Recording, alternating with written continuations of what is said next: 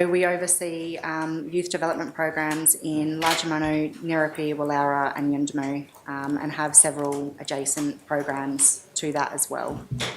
Now, in 2015 to 2018, I think that you were doing some work in Nirapi and Wallara, is that right? Yeah, that's correct. Yeah. Where were you based physically? So at the beginning of my time with WIDAC in 2015, I was based in Wallara community as the youth development worker there, up until end of the year of 2016, where I moved over to Yundamu community and overseen the youth development programs for Nirapi and Wallara from Yundamu. Okay.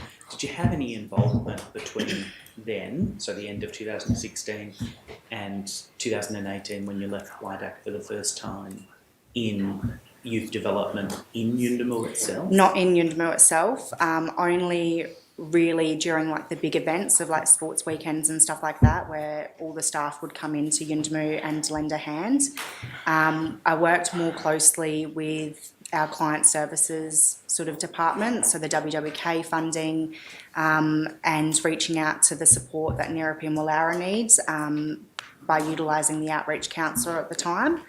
And then also working in conjunction with the Mount Theo program, if there was any young people in Nirapi and Wallara that needed to access that program too.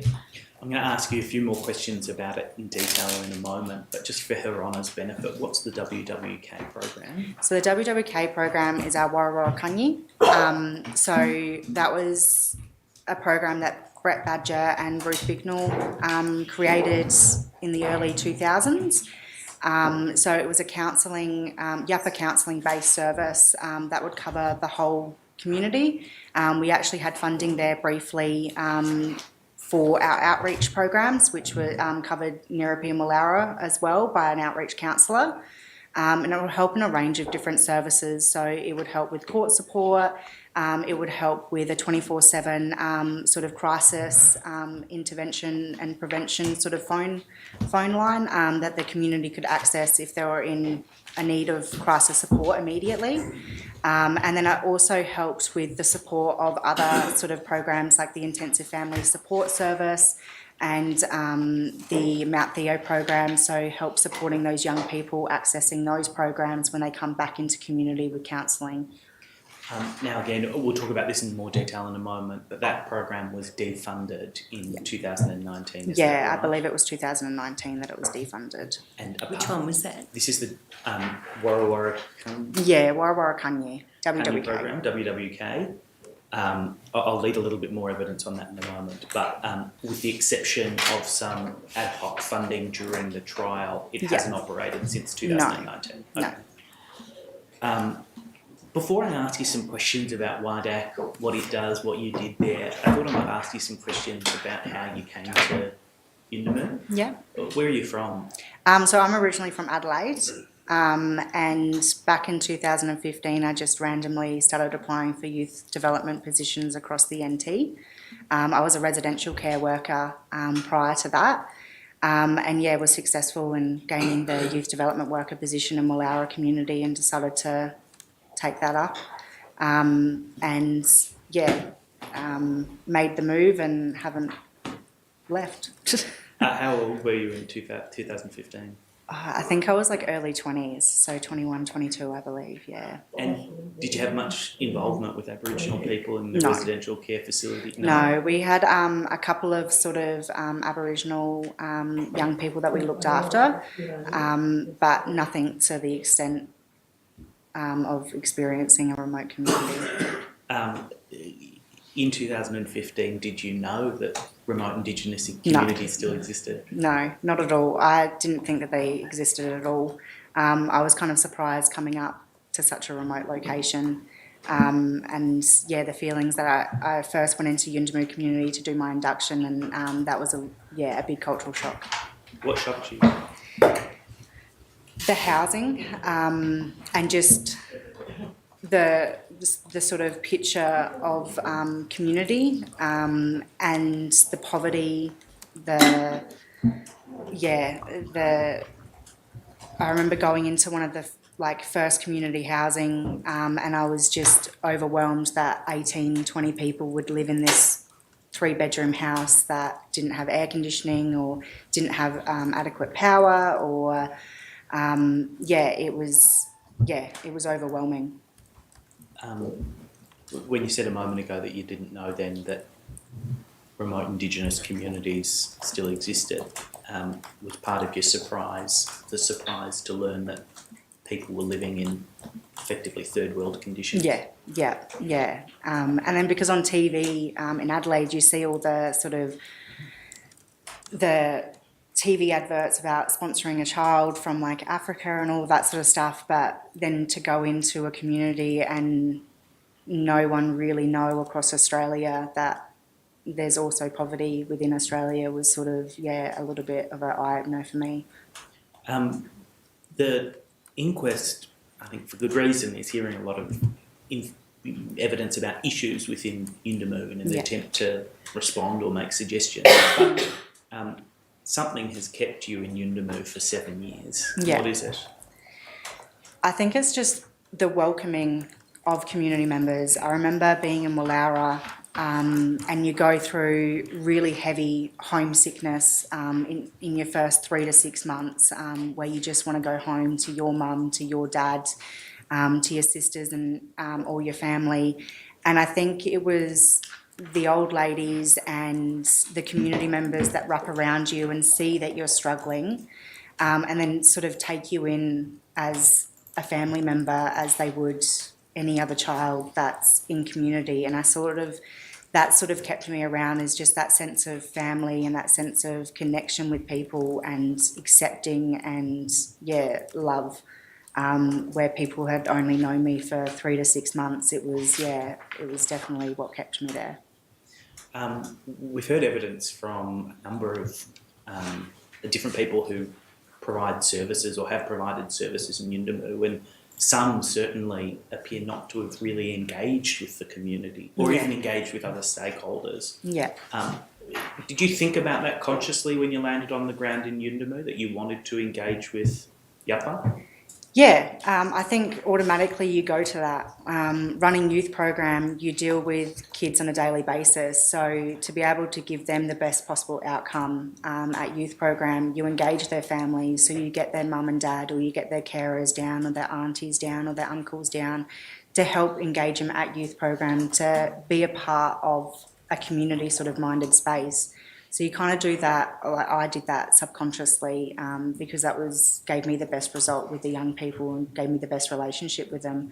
So if you did have any behaviour issues, you knew who to go to talk about those behaviour issues with, or any concerns like medical concerns or anything like that. If a young person stubbed their toe and you've noticed that they haven't gone to the clinic for a couple of days, if you have those formed relationships with their family, then it makes that part of your job so much more easier and so much more free-flowing.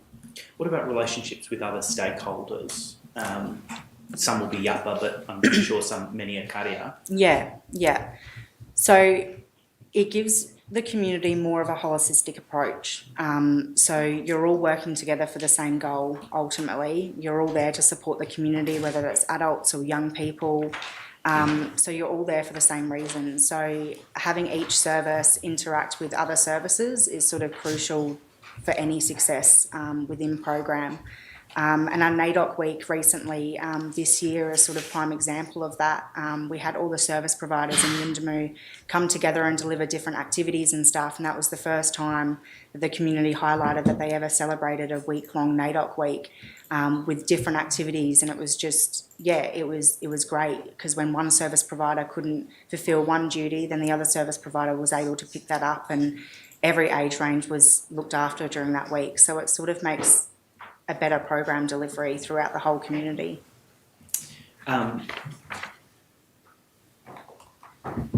One of the, we obviously met in Yuendamu in May this year and had a conversation, and one of the things that you highlighted was high rates of staff turnover, and I'll ask you some questions about that in a moment. But something else you said was that you felt like at that time there wasn't much communication between stakeholders within Yuendamu. Yeah. Does that reflect your sense of the way things were or have been during this year? So it's definitely improved immensely, and that's part to due to, I think, all the stakeholders realising that they need to come together a little bit more, and everyone was working in sort of silo departments and not really achieving the outcomes that they needed to achieve.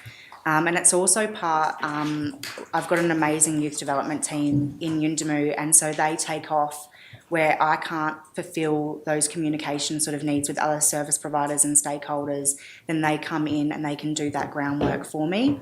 So they've built up a lot of our relationships with the mediation and night patrol program, and then with the Children and Family Centre, and then with the school and the council and CDP. So ultimately, we've got a lot of service providers that have come in this year alone, and they've all got the same goal. So it's greatly improved dramatically over the last sort of even just 3 months period. What generated that improvement? I think it was, so before, like earlier in the year, because of COVID, we couldn't have those regular stakeholder meetings in person. A lot of it was over online, and I guess that generated, we started having like regular emergency planning meetings because of COVID, and that sort of has flown from that to regular, I think we've got every second Wednesday and every fourth Wednesday of the month, we have regular stakeholder meetings at 2 different locations, so either at the NRAA office or the Waidak Learning Centre. And I think from COVID, that sort of picked that up, and it's made every single stakeholder realise that we've all got to help each other and reach an ultimate goal in community, which has sort of fed that. I'll ask you some questions about relationships with Yapa, professional relationships with stakeholders. What is the ultimate goal? Supporting in the community of what they want. So hearing their voice. So for Waidak in itself, it's sitting down with the young people and figuring out what they want to see at youth program. So going around during youth program hours and asking young people, are you happy with just basketball, or do you want something more intense like cooking activities or like cultural sort of arts and craft based activities? So it's hearing the young people's voice is our ultimate goal of Waidak, and then transpiring that out to listening to what the community wants. So do they want better infrastructure for like RECL, or do they want more educational based activities at youth program or at the school, or the junior night patrol program with mediation and night patrol? So it's ultimately listening to what the community wants and then trying to come up with a goal and a plan to get that.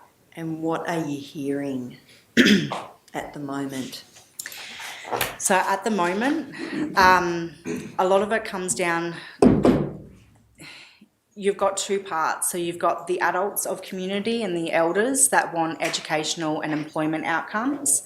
And then you've got the young people that they highlight that they're not ready for that, and they want more diversionary and engagement activities to pull them away from the antisocial behaviour that, like, and the peer pressure that they experience from some other young people and stuff like that, to pull them into a safe place where they can have those safe conversations with the youth workers.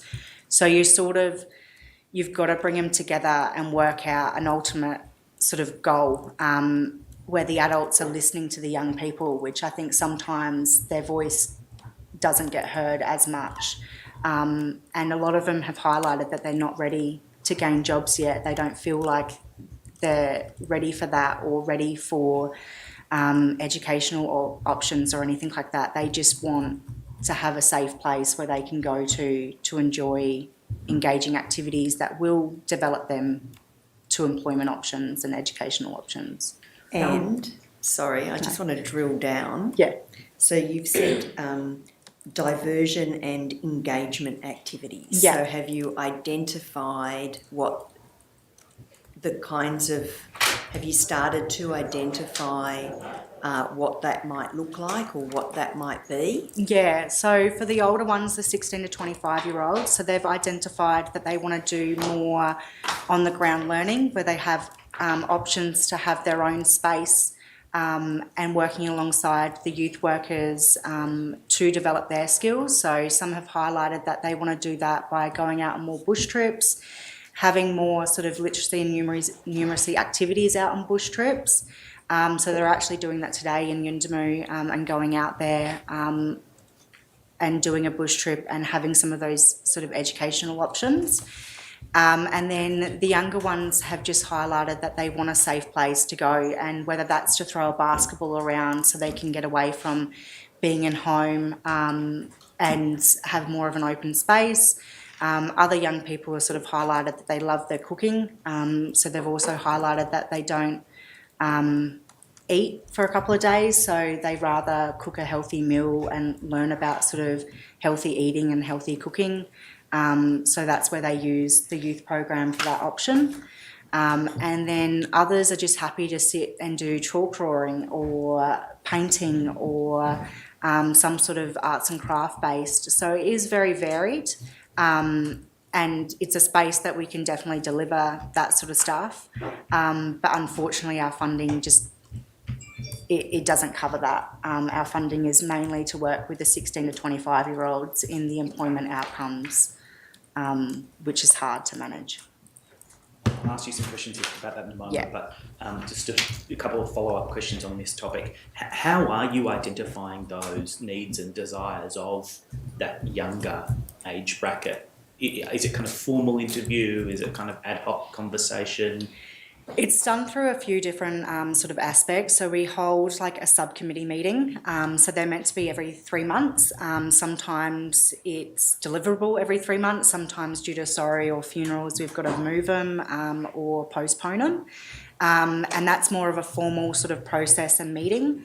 Others will just be general conversations at youth program, just usually on the first day of program delivery, which is a Tuesday. The youth development team will go around and ask the kids and the young ones what they want to see during that week, and then they form a program around that.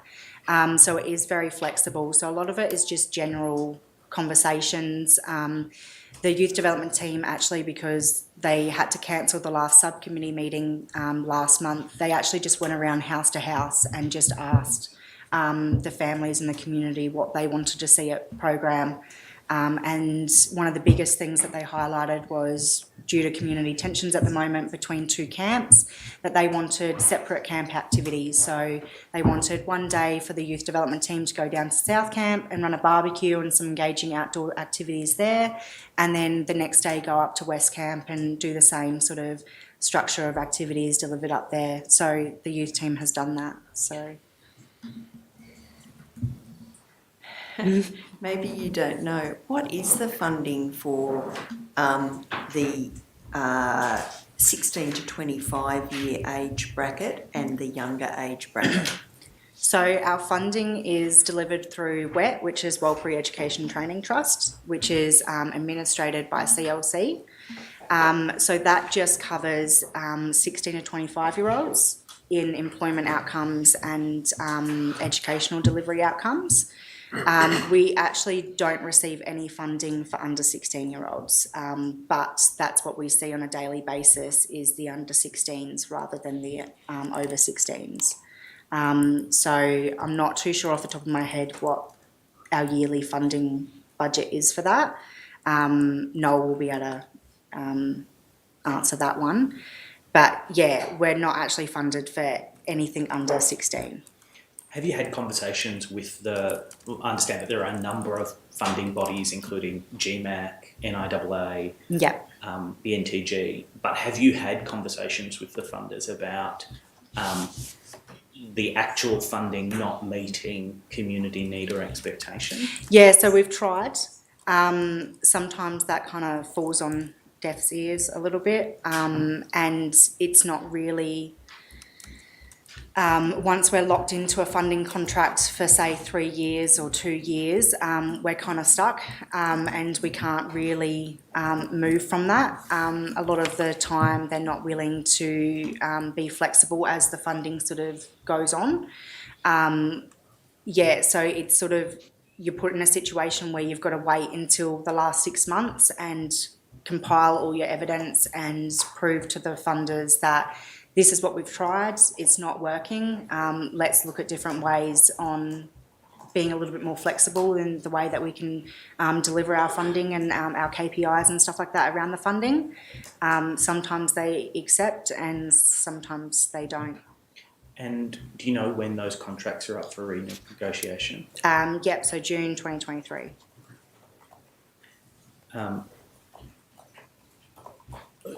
Accepting that you're not really funded to provide these services, but what services is WIDAC providing on a day-to-day basis? So on a to day-to-day, engage the under 16-year-olds. so under 16-year-olds, the Children and Families Intensive Support Service, so they provide that case management support for families and young people during challenging times.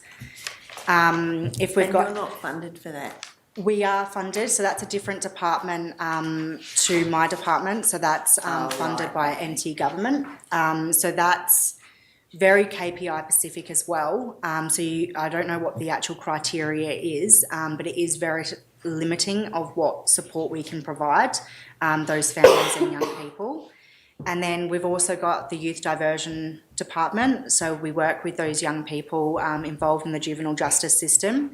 Is that you or someone else? So I'm currently acting and overseeing that, and have been doing that since mid-year this year. And that's funded? That's funded currently, yeah. And what does youth diversion do?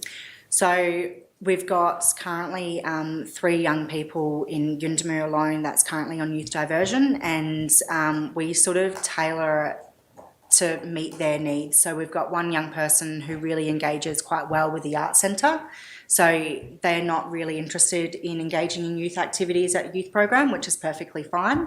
So they actually just go down to the art centre daily and do some painting and some cultural sort of learning and stuff like that with his grandmother, which is really positive.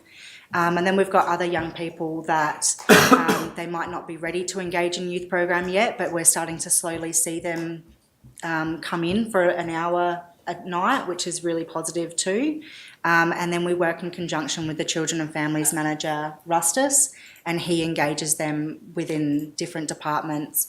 We've also got our infrastructure department, which we try and engage the young fellas involved in the youth diversion program within that, which is essentially coordinated by my partner, Max Kennedy. So he tends to work with the young people that have been involved in the break-ins in community or the antisocial behaviour, and he takes them to WIDAC houses and essentially shows them a half an hour break-in can result in 6 hours of work of patching up the damage and doing the repairs to those housing and stuff like that, and the young people get to sort of see a vision of what actually happens after they break into a house, which is kind of a positive outcome, I guess, for them. Can I just drill down on a couple of those answers? With youth diversion, is that program delivered to children who have been formally placed on diversion by a court?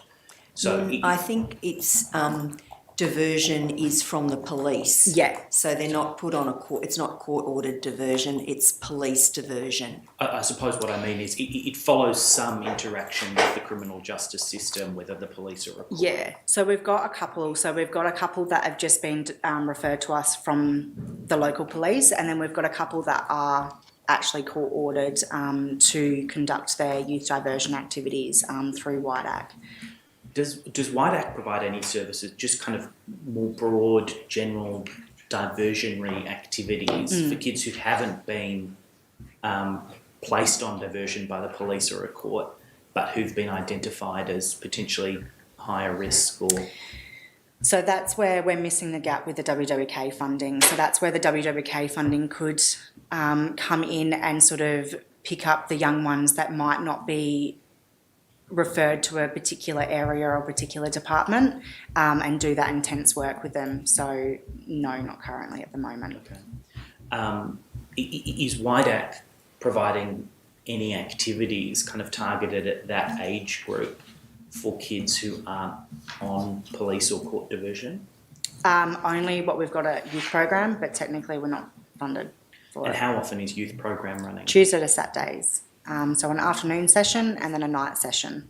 And what are the hours of those sessions? So it goes, in Yuendumu, it goes from 3 to 6.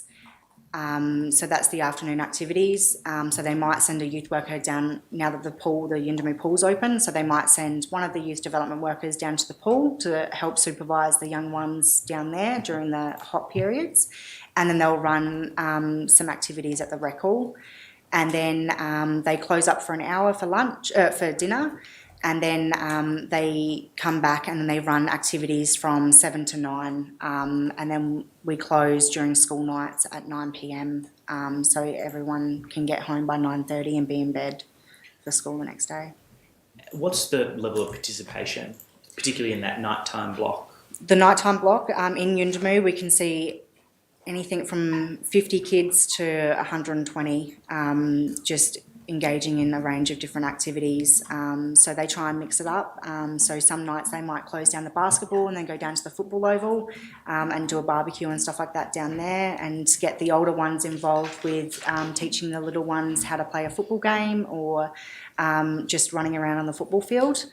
And then then the other nights we might do cooking in the afternoon, and then the young kids serve all the little ones dinner during the night session and stuff like that. And then we've worked with other service providers in gauging their resources. So Children and Family Centre, Fiona has lent us her big TV. So we do movie nights and stuff like that on some nights as well, and the kids sit around with popcorn and pick a movie and have that sort of aspect of things.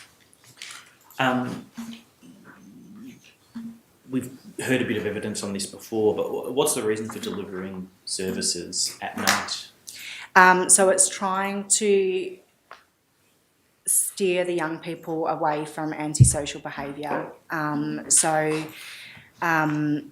Is one of the biggest sort of reasons, to give them fun activities during the night time to try and decrease the break-ins and decrease that antisocial behaviour with substance abuse, whether it be ganja smoking or alcohol or anything like that. So it's trying to sort of steer them away from that aspect of things.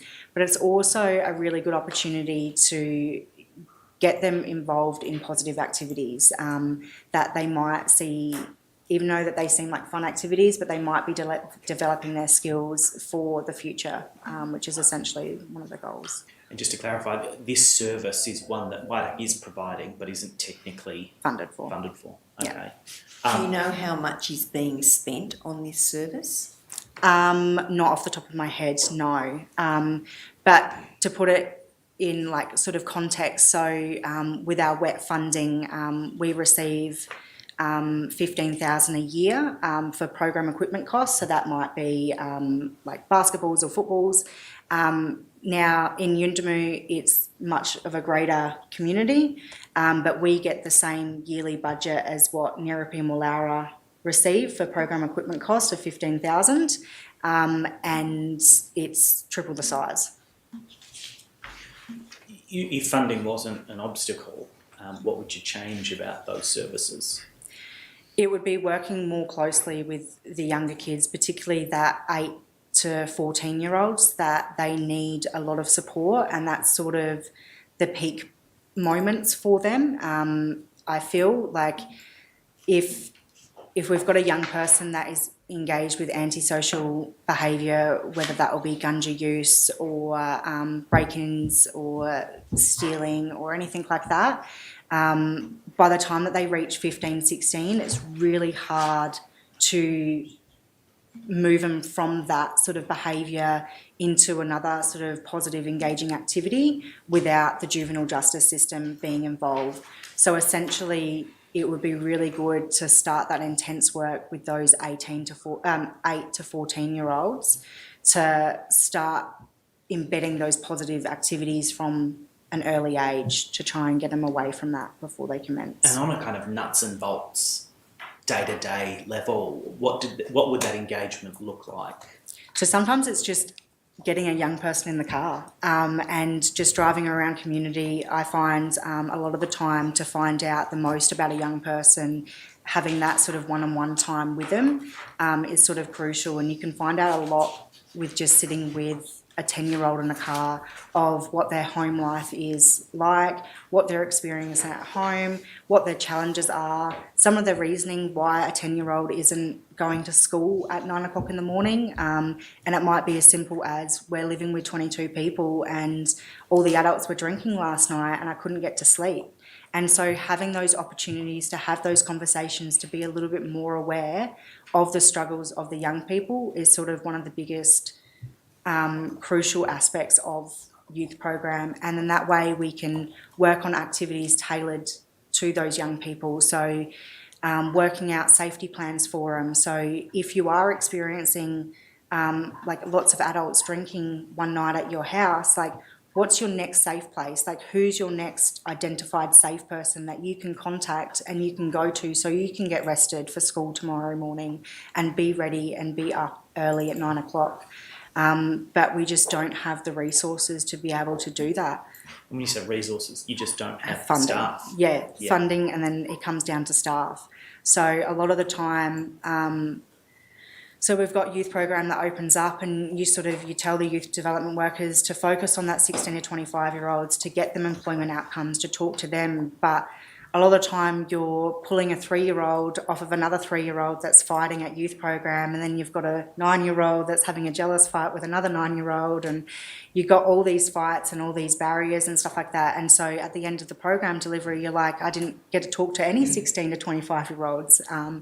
And yeah, it really comes down to staff. Even with 3 youth development workers on the ground delivering program in Yuendumu, you're putting out spot fires everywhere.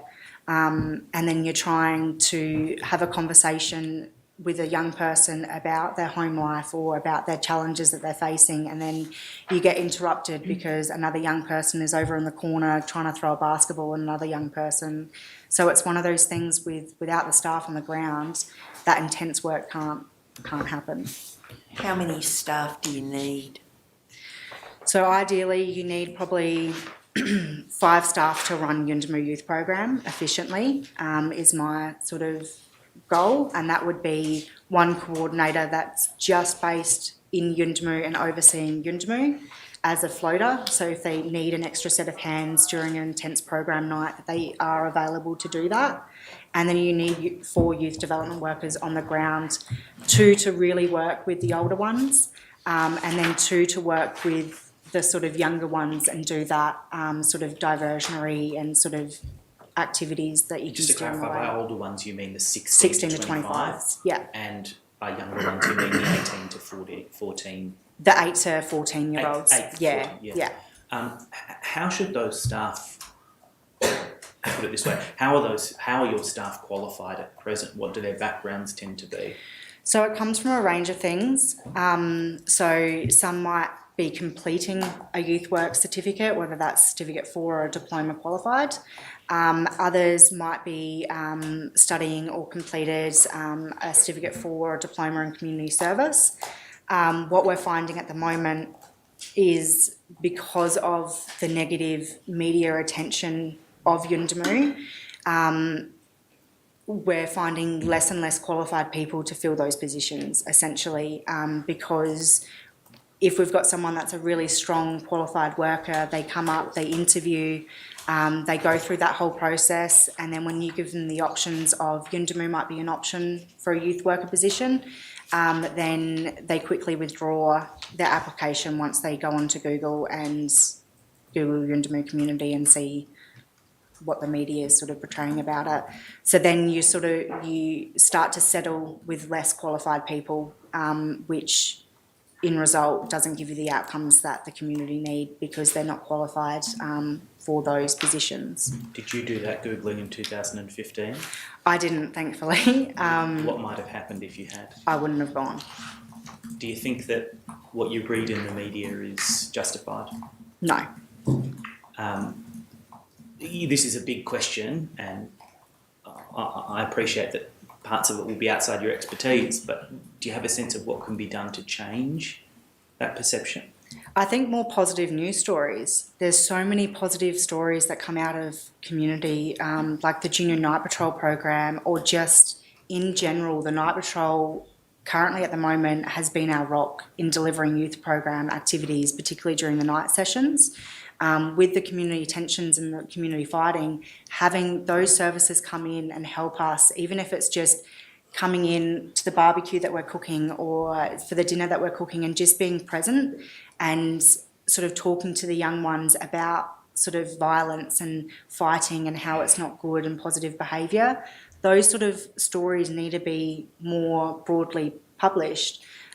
Same with the school. The school's doing absolutely amazing things at the moment with the Yappa-based school teachers and with the support workers and stuff like that, but you don't really see those come out in the media. There's lots of positive things that happen on a day-to-day basis. NAIDOC Week in Yuendumu was really positive. None of that was published in the media whatsoever.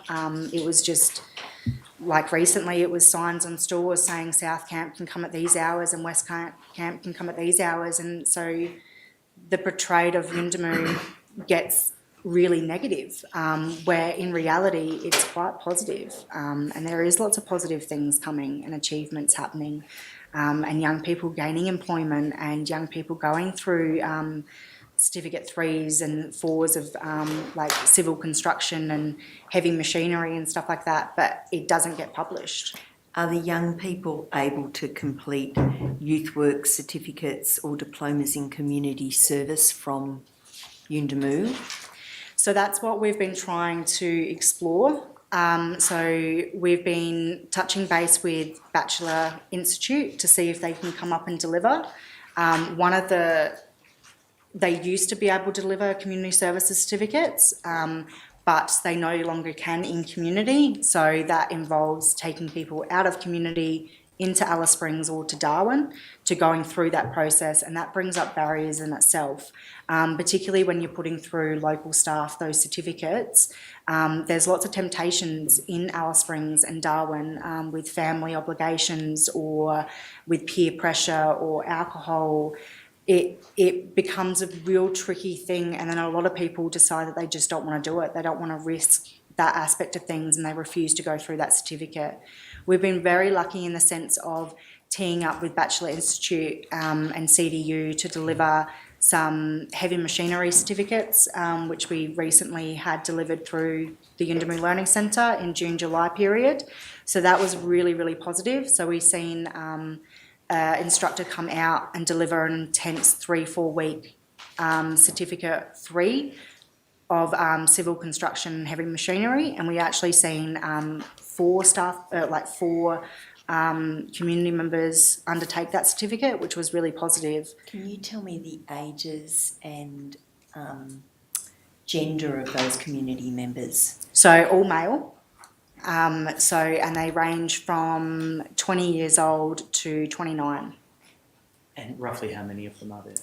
That was 4 successful completions. So it would be nice to have more options like that. Yeah. And to cover a greater range of interests, and also to cover the services that are, looking for employees in community. Yeah. One of the most stock standard certificates that you try and get any new staff member working with WIDAC is community service. Whether that's someone gaining employment within CDP program or the council services or WIDAC or the school, community service really embeds that foundation of what it's going to be like in working in community. And then from there, they can sort of go more into a specialised field. So they can go into more of a sport and rec or a youth work or educational or childcare. But having some sort of community service certificate being delivered in community sort of sets up the local workers to be able to successfully be employed within community and do their job well. Do you know when that was last provided in community? I believe there was in 2015, 2016, and then it slowly started to not come into community. What do you know why that was? Because there wasn't enough participants essentially to make it successful, so they would only come if they've got a minimum 10, which is a very high number. And really you want to work with 4 or 5 people properly so you can do that more one-on-one sort of smaller sessions with that group rather than 10 people. 10 people is a lot of people in a classroom in a community of Yuendamu. And there's a lot of reasons why 10 people can't be in a classroom. It might be sort of family lines, or it's just not culturally appropriate for 5 males and 5 females to be in a room and discussing some really challenging issues involved with the community service certificate. So smaller class sessions is kind of ideal, but the educational facilities don't see that really as an option, so they like minimum numbers. Who's delivering that education? So it was done in conjunction of Bachelor Institute and CDU. And now I believe, after talking to Bachelor Institute, they don't deliver the community service certificate at all. And do you know if any other service provider has filled that gap? No. Okay. As in you don't know? Or you think... I don't know. I know CDU do deliver it, but that's only based in Alice Springs or Darwin. As in you'd have to travel in? Okay. Yeah. And the likelihood of that happening no. Yeah. I want to ask you some questions about kind of trade skills. You talked about some of the work that your partner Max has done. Yeah. Is that kind of ad hoc, informal Yeah, engagement? so it's very informal. So he actually sat the Certificate 3 in civil construction with the young people that sat at in June, July period, so he could support them through the session, and he also gained the certificate in the end as well. But on a day-to-day basis, Was he one of the 4? Yeah, he's one of the 4. So he is a community member himself. He is one of the 4. So he sat with 3 of his sort of infrastructure team members to sit the certificate successfully. And then on a day-to-day basis, he'll teach them how to weld, he'll teach them how to use lawnmowers or whippersnippers to do sort of that regular maintenance and sort of upkeep of the Waidak housing and stuff like that. It's very informal though. And so that's not a program he's delivering, that's just within his role in operations at Waidak, he's involving some of the young adults. Yeah. So Rustus has highlighted a couple of young people that he's got on his sort of worry list per se of some young people that he's really intensely working with, and he'll pass those names to Max, and Max will go out and try and engage him in those sort of activities rather than get him involved in youth program, because most of the time they're not interested in involving themselves. What does the age of those kids or young adults tend to be? So from probably around about 15, and I think we've had an older one which was late 20s. Do you think that there could be any utility to establishing a more formal program? Oh, 100%, yeah. So we used to have the mechanical workshop open in Yuendamu, and that was run by Waidak, and that was sort of a basis of engaging those young men that are really hands-on in particular activities and going through an apprenticeship. And since that closed, which I don't know what year that closed in, those young men are sort of pushed to the side, and we've got one that is halfway through completing an apprenticeship, but there's no mechanic to do that with. And then he's sort of faced with the option of now he's got to sit all of the previous study that he previously did, where he only had a year to go. He's got to redo that all. So he's back to square one in completing 3 years of study, even though he's done 2 years of it. In the director's report for the 2021 financial... Why did the mechanical workshop close? So we had a staff member leave, and then it's been limited housing in engaging another mechanic to come in, and the salary expectations for a remote mechanic doesn't fit what Waidak is expecting or funded for. In the 2021 Director's Report, which was signed in February of this year, under the heading Future Developments, it said on behalf of WIDAC that subject to funding, it's the intention of the board to explore reopening the Yuendamu workshop to provide servicing and repairs to the corporation's vehicles, provide educational opportunities for Warlpiri youth, and explore the potential of partnering with a commercial provider to offer repairs, maintenance and tyre changing services to the community. Yeah. Do you know anything about that intention, or whether steps have been taken to make it a I reality? don't know. Yeah. Okay. Yeah. Who would be the person to ask about that? Maybe Noel. Noel might know. Certainly something that we've heard from other community members, including board members of WIDAC, is that these are older members of the community, is that one of the noticeable differences between their time as young adults in the 70s and 80s and today is that there are almost no opportunities for vocational training in Yuendamu. Does that sound... Yeah, it's very limited because you've got to have the participation numbers up there for even someone to come out to even deliver something. And then if it's under Certificate 3, then a lot of the time Bachelor and CDU will come out and deliver it for free, which is great. But then you've also got to find housing for that trainer, which makes it a little bit more difficult because if you don't have anything available within your organisation, you've got to tee into, say, Central Desert Regional Council with a guest house, and a week accommodation there is very costly.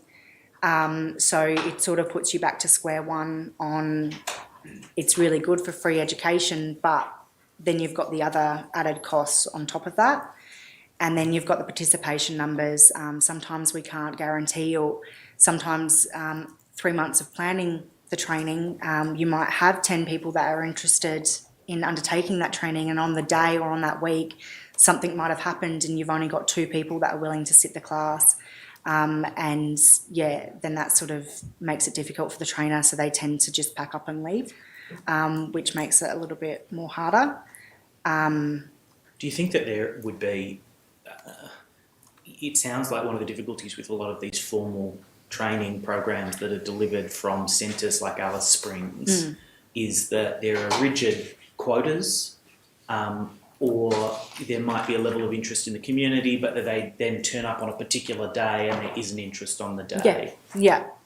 Do you think that, you know, given the informal nature of WIDAC's engagement with kids, there's benefit to just having infrastructure on the ground, like a mechanics workshop, so that that engagement can be more ad hoc and consistent? Yeah, 100%. And having people that are also qualified in a range of different skills so they can pass on their knowledge in more of an informal process is also really positive too. But yeah, we don't have that at the moment. Just circling back to the issue of youth support, 18 to 14-year-olds, one of the big service gaps you've identified in your written statement is the lack of any trauma or other counselling services for young people in Yuendamu since the WWK program ceased in 2019. Yeah. Can you tell Her Honour a little bit more about that?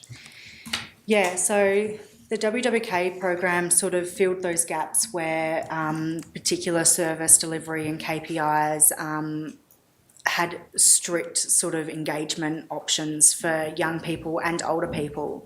So the WWK funding, it upskilled local community members in becoming YAPA counsellors and essentially running a counselling service themselves that's culturally appropriate, culturally informed, and they work alongside a case manager to be able to help the wider community, and that was done by the 24/7 crisis line, where they could ring up if they were having suicide ideation or mental health worries or concerns throughout the night or throughout the day. They would link them into the local clinic to, if they needed more intense mental health sort of assessments or support. And then they could also work in line with the local police and with the Mount Theo program and really fill those gaps when those other services were feeling a little bit overwhelmed with their workload. So they were all-rounder. We also had, through the WWK funding, the outreach counselling service, which as a youth development worker in Wollowra community was sort of crucial for me.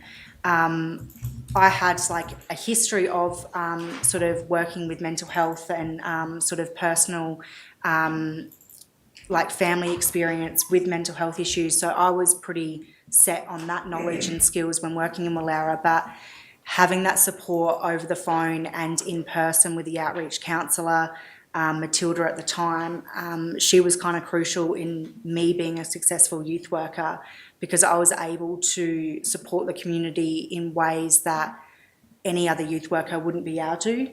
So I would be down with a young person in the middle of the night while they're holding a knife to their wrist or to their neck and sort of thing, and be that sort of support person and have that knowledge and training behind me from the outreach counsellor to be able to assist that family and that young person during that hard time. So it was really a crucial service to a lot of community members. It opened up a lot of job opportunities and educational training opportunities for them. For Yappa. For Yappa. A lot of the staff, well, all the staff, they went through Lifeline Deliver an Accidental Counselling workshop, which essentially is formulated to community members and family members that might accidentally fall into that counselling role without even knowing it. So that was a really good stepping stone for community members to go through that training and highlight that they can be assistants to their family and they do have that knowledge and skill set behind them to be able to do that. And since that funding was cut, that has been non-existent. Do you know how much the funding was, roughly? No, I don't know. And do you know why it was cut in 2019? No. And do you know if there have been any attempts to re-establish that or similar funding? Yeah, so we've been working really closely with NIAA to highlight with the community on the needs for that funding. And we were successful in gaining that funding over the trial period, which was a really good positive sort of experience for us. And I think that even highlighted it even more that the community need this. There's been no counselling services since the night of like November the 9th, and a lot of the young people haven't had the opportunity to express their emotions and their feelings around sort of the events that took place that night. And yeah, there's a huge gap there. That funding that was provided during the trial period, do you know what the duration of the counselling services was? Was it just the trial? So it was just the trial. It came into play like the week that the trial started, and then stopped the week after the trial sort of ended.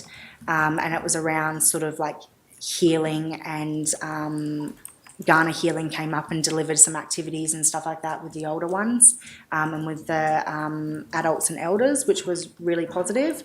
But again, that gap with the younger ones, the ones that hadn't had the opportunity to express their emotions and their anger, or even just sit down with someone to go through the process properly of what the trial period is about, that was sort of missing during that period. Yeah. I'm going to ask you some questions in a moment about your experiences of the night and in the days following. But what's your general sense of the level of need for these services in the community amongst young people? So it was needed the moment that the funding was cut. There's so much trauma and complexities to a lot of young people, even prior to the events in November 2019.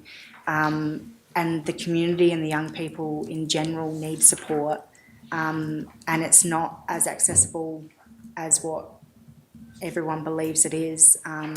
The health clinic is meant to have a psychiatrist and psychologist that comes out But over the years, that sort of decreased in the frequency that person will come out and support the community. A lot of the time, if someone's having a mental health sort of breakdown, it's flying him out and putting him in Alice Springs Hospital, which isn't the best possible outcome for that young person or for that adult in general. In addition to kind of those acute presentations, how is the level of trauma and mental ill health manifesting in kids in Yuendumu? It's there, and you see it every day at youth program, and you hear some of the stories of what it's like growing up in some housing and some families and stuff like that, and it's sad. And you're very limited on what you can do for that individual because there's nowhere to refer them to. There's no additional support unless you meet like a really strict criteria, and that's not sort of helpful for any young person or family. And when you say really strict criteria, you're talking about people who are pretty severely mentally unwell. Yeah, or they meet the particular criteria of the Children and Families Intensive Support Service, but there's only limited support that we can give them through that program, and sometimes the support that the family think that program's there to assist with isn't actually what we're funded for. So sometimes they would like to use it as a crisis sort of support service. So if they are running low on power or food that week, that they can go to the Children and Families Manager and gain a purchase order or gain some sort of crisis relief fund to get them through until payday next week. But we're not funded to do that. So then you've got to sort of send them home without power or without food, and then that's when the youth program tries to pick up on that and tries to feed the kids every single night, even though that we're not funded for it. Or school holiday period, a lot of the families forget to feed their kids because the school provides food during the day. So then the youth workers are left to make lunches and dinner for the young people without being funded for it. Because otherwise you hear from kids day in, day out that they haven't eaten for 2 days. And that's what creates staff burnout, because the stories that the youth workers hear, it impacts them. On the subject of burnout, I mean, how many hats do you currently have on at WIDAC? So I started off in 2021 in November as the Youth Development Coordinator for Nirapi, Wallara and Yuendumu. Within 3 weeks of holding that position, we lost our Manager of Youth Development, so I was moved into that position to oversee youth development programs in Lajamano, Nirapi, Wallara and Yuendumu. As well? And then luckily enough, we had a really strong team leader, Simon, on the ground in Yuendumu, that could oversee the coordinator aspect of things up until he left in July. And then throughout the year, every single time a staff member leaves, I tend to have to pick up their job. So currently I do the acting lifelong learning manager position as well. So I've done that since May. So I oversee the Yuendumu Learning Centre, the Unlock Literacy Program for Nirapi and Wallara, the Early Learning Child Care Centres in Yuendumu, and we do have one in Lajamano that we can't facilitate. And then from there, throughout the year, I've gained the acting position of the Youth Diversion Manager position, and recently in September, the Mount Theo Program Manager position as well. How are you feeling? Overwhelmed. What are your plans for the future? We're going to go back to family in Adelaide. It's been a lot. You exhausted? Yeah. I want to ask you some questions about the Mount Theo program. Yeah. Obviously, it occupies a special place within the WIDAC mission. Yeah.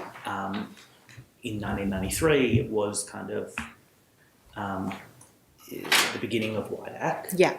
Can you tell her on us something about Mount Theo today. Yeah. We're aware that there is the residential facility at Mount Theo. Is the program limited to that today? Has it developed and expanded? Is it operating at all? Yep. So we had a client recently when I took over the management position of Mount Theo. We've just had a client complete a 3-week bail condition out there in September, and that was a really successful completion. We've gotten back to sitting down and listening to the TOs and listening to the board on what they want, and they've highlighted that the old model for Mount Theo, which was very positive and very successful, but very limited in volatile substance abuse, which we are seeing less and less of in community nowadays. They've highlighted the need to expand it to make sure that we're covering a wide range of issues that the young people are facing. But to do that, you need several qualified people to be able to provide that support. So you need someone that's qualified in substance abuse and alcohol issues. You need someone that's qualified in behavioural management and crucial home life personal issues, and then you need someone qualified in the more complex family-based issues, the domestic violence, the crowding of housing and all of that sort of stuff, to be able to successfully support those young people. So Mount Theo as it is now, so it's 2 parts. So it's our safety and wellbeing program. So you've got the Mount Theo Residential and Rehabilitation Facility, which we've had to close a little bit earlier this year than expected because of the rain. So we've just had our support workers, Narelle Brown and Sean Watson, just go back to Mount Theo, make sure everything's in order and closed and ready for the reopening in March 2023. And then you've also got the support that they provide on the ground. So they cover a lot of support for each of our different departments within WIDAC. So they'll work closely with the Children and Families team. Can I just pause you? Yep. When you say on the ground, you mean on the ground in Yuendumu? Yeah. Yeah. So it's 2 parts. So it's the rehabilitation and residential facility, and then it's also the support in community and working with those young people that might not be able to access Mount Theo outstation because of family requirements, or it's not the right place for them, or they're not ready to take that step in their process of working through their issues.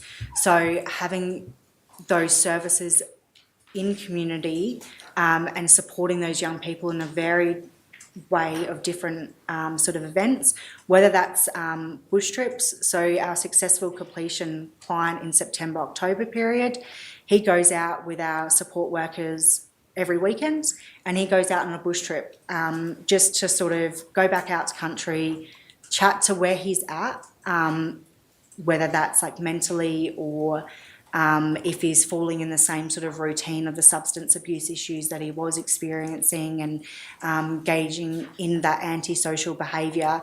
He has those opportunities with the support staff. That's not always utilising the outstation, and the support that the support staff can provide is very varied. Sometimes it's just going down to program and sitting down with the young people that we are worried about that might be involved in the Mount Theo program, and having general conversations with them, planning times to catch up or to get them involved in a range of different opportunities and, yeah. Can I just ask some specific questions about that? Those support workers, which sit within the Community Safety and Wellbeing Program, how many of them are there? So we've just employed 4, I believe, since September, which is a really positive because what we've found is since the passing of Kumanjayi Brown in mid-2019, which was the funeral of the night of the shooting, he was a crucial carer to the Mount Theo program / support worker. So since his passing and obviously the shooting in itself, people haven't wanted to work at Mount Theo that usually would be really strong carers, or they're going through their own trauma and they can't successfully support a young person when they're going through something themselves. So having those 4 support workers currently at the moment, it's been the reason why we were able to open Mount Theo in September, and they're doing an absolutely amazing job working 24/7 out at the outstation and then helping out in every way possible when back in community too. Between November 2021, when you came back on board with WIDAC, and September of this year, do you know how many days the outstation was open? So at the beginning of the year, it was closed to repairs and maintenance. There was some water and some electricity issues that needed to be sorted. So they were repaired.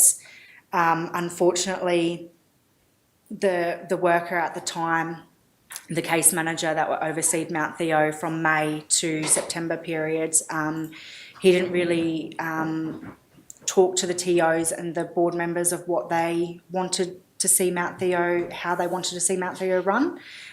So it was unsuccessful in opening. There was on the ground in community support given to some of the young people, but in terms of the Mount Theo residential and rehabilitation facility, it didn't have any clients during that period. And that person who was overseeing Mount Theo between May and September has now left Yes. WIDAC. So from September, there's been one client. There's been one client, and there's been several clients in community that we've been working with as well. For the entirety of this year, there has been one residential client. Yes. Are you aware of the figures for, let's say, the 2 years before November 2021? I accept that you weren't at WIDAC, but... No, I don't know the figures through that. When I was previously with WIDAC in 2016, roughly, I had more of an engagement with the Mount Theo program, and it was roughly 3 to 6 clients every sort of 3 months that we would see, and that would be covering all communities, Largemoni, Nirapi, Wallara and Yuendumu. And was that within the general community wellbeing and support team, or 3 to 6 clients at the Mount Theo outstation? That was at the outstation at any given time. And just anecdotally, accepting that you're a resident of Yuendumu and might have picked these things up, do you have a sense of when that dropped off? Since the death of Kumanjayi Brown. I see. Can I ask how long before his funeral his death was? So he passed away in July in 2019. I see. Well, I'm not suggesting this is the case, but would it surprise you if there had been few, if any, kids at Mount Theo between his death and September of this year? So there was a period that the traditional owners closed Mount Theo program out of respect for sorry business during that time, because he was a significant TO of Mount Theo and a part of the Mount Theo team. Jackson Fitzpatrick was the outstation coordinator at that time, and even with the outstation closed, he continued his work with the young people within community and the carers and support workers that were willing to work during the period of closure. Just to circle back to my question, which was, is your sense that probably there weren't any kids at Mount Theo in that period between then and September of 20? I don't know without looking at the data, but yeah, there was a period where it was closed for cultural reasons. And just to clarify, Jackson Fitzpatrick was Kumanjayi Walker's caseworker. Yeah. I want to ask you some questions about the events of the night now, if that's okay. I just note that we've been going for an hour and a half. I'm happy to launch into this topic, or we could take a short break. Your Honour? Let's take a 15-minute morning tea adjournment. Yeah. It's not a shortage of money. I know.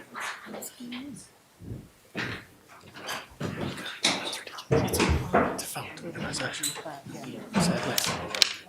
But it's been the case for a long time. Resource ain't the issue.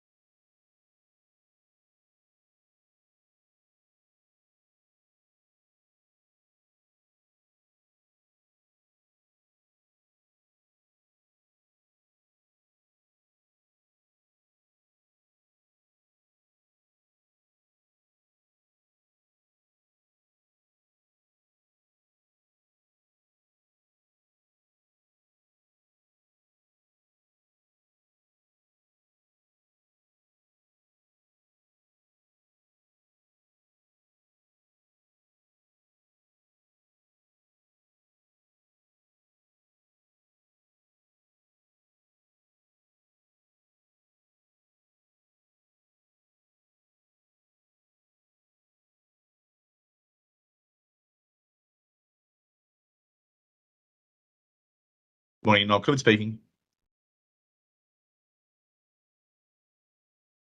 Morning, Jess.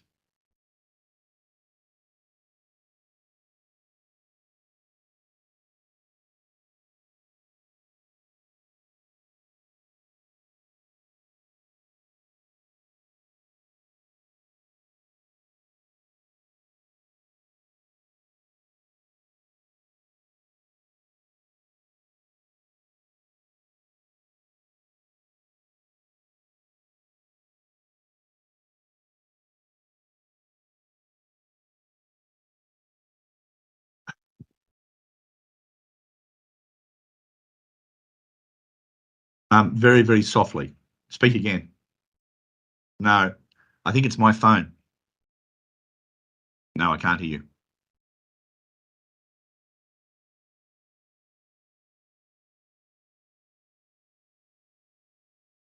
But can you hear me?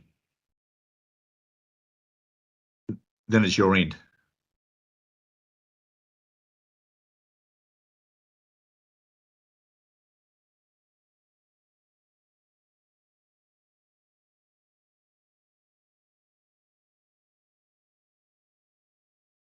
Okay.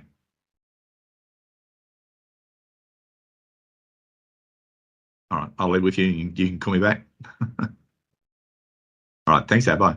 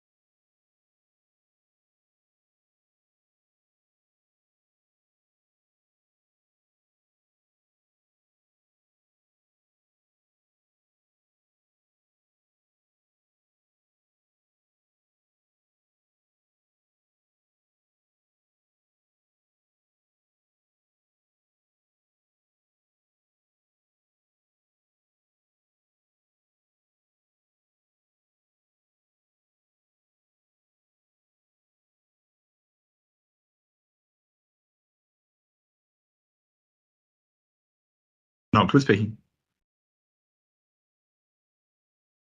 Yes, Jess. Yep, sure.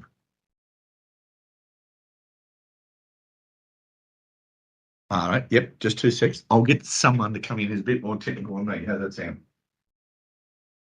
2 seconds.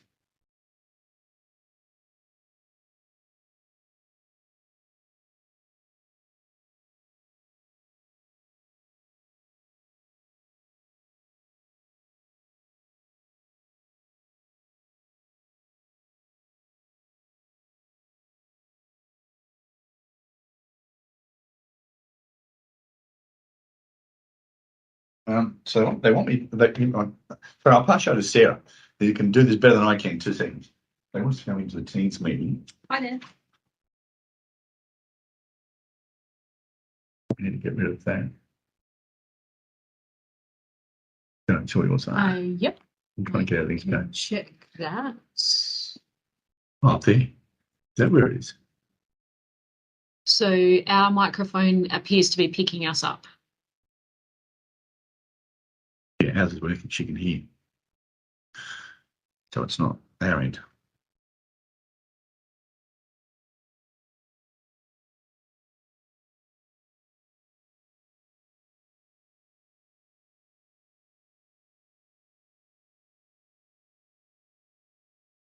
Yeah.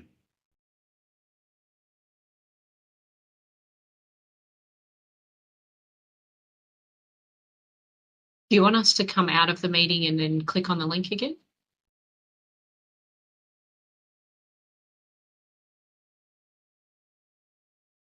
Okay, yeah, no worries. You go down to the location. There. Apparently, do you have another location that you want Noel to actually go down to? I could go there if this is not. If that helps. Noel just mentioned that you have, hold on, another location. Hi.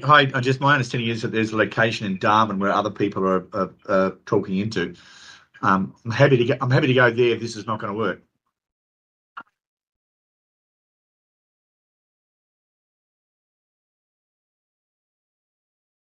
Okay. All right. Okay, I'll pass you back to Sarah then. Okay. Do you need me to stay on the line? So get off. Leave. Yeah, we'll stay on the Teams link, and then if you play around with whatever you need to do on your end. Okay, no worries. Thank you. Bye. Are you getting close to? Yeah. It's getting very close from what they're saying. They've tried a couple of times and they haven't been able to get this to work. They're obviously gone for a break. Yeah, I was going to say it's empty. Yeah. So I suggest after the break, I'm on. They're all coming back now. Because she's starting to try and get things. Yeah, see, our microphone is picking us up. Yeah. Our microphone, it's their end. At least that's my view. Well, we also only have one microphone. Something else. Test it. No, we can't. We can't do it. It's all their end. I think it's their end. Because she can hear me. If she goes up behind the microphone, she can hear me. But I can't hear her. Yeah. Yeah. So it's something their end, which we can't fix. I don't know. I don't know. We're about to find out. I don't know how to pronounce. Is that Walker? Walker. You know that Walker. Where are we? Who was it? Wall. I'm just going to go Wall 3.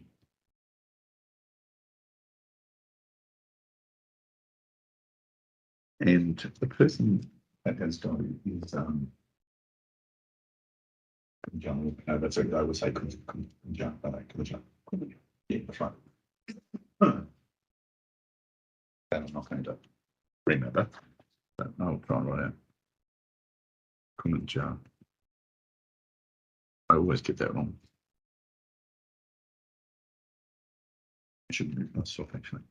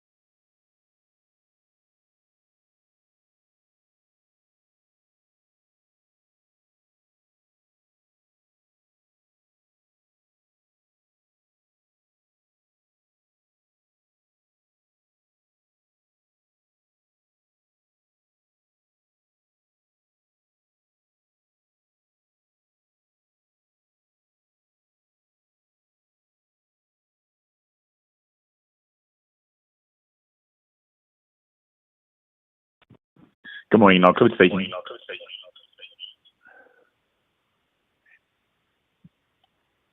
Hello.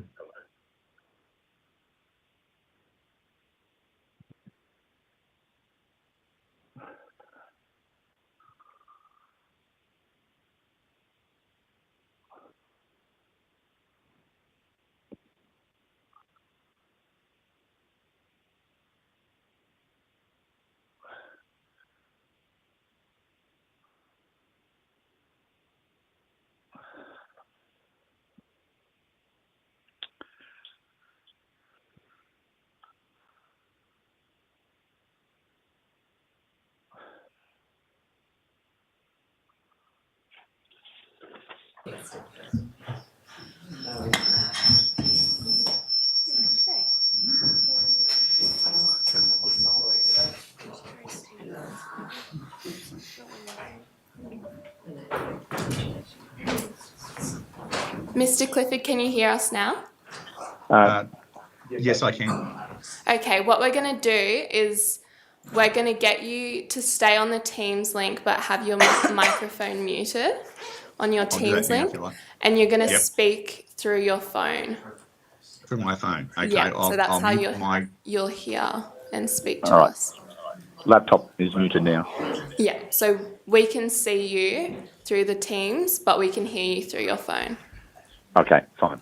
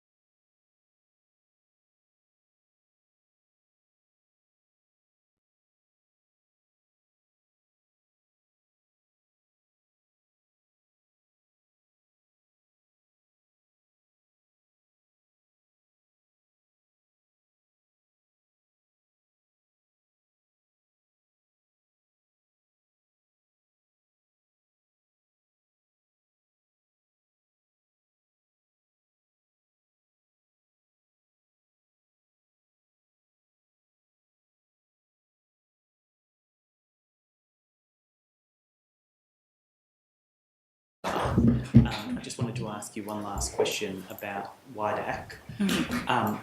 It sounds like you've done a bit of a recruitment drive in recent months, is that right? Yeah, that's correct. Before that recruitment drive, so let's say in kind of March, April this year, do you know how many employees WIDAC would have had?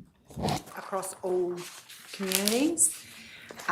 So in Largemano, we've got one Stronger Communities for Children staff, and then we've got a youth development coordinator.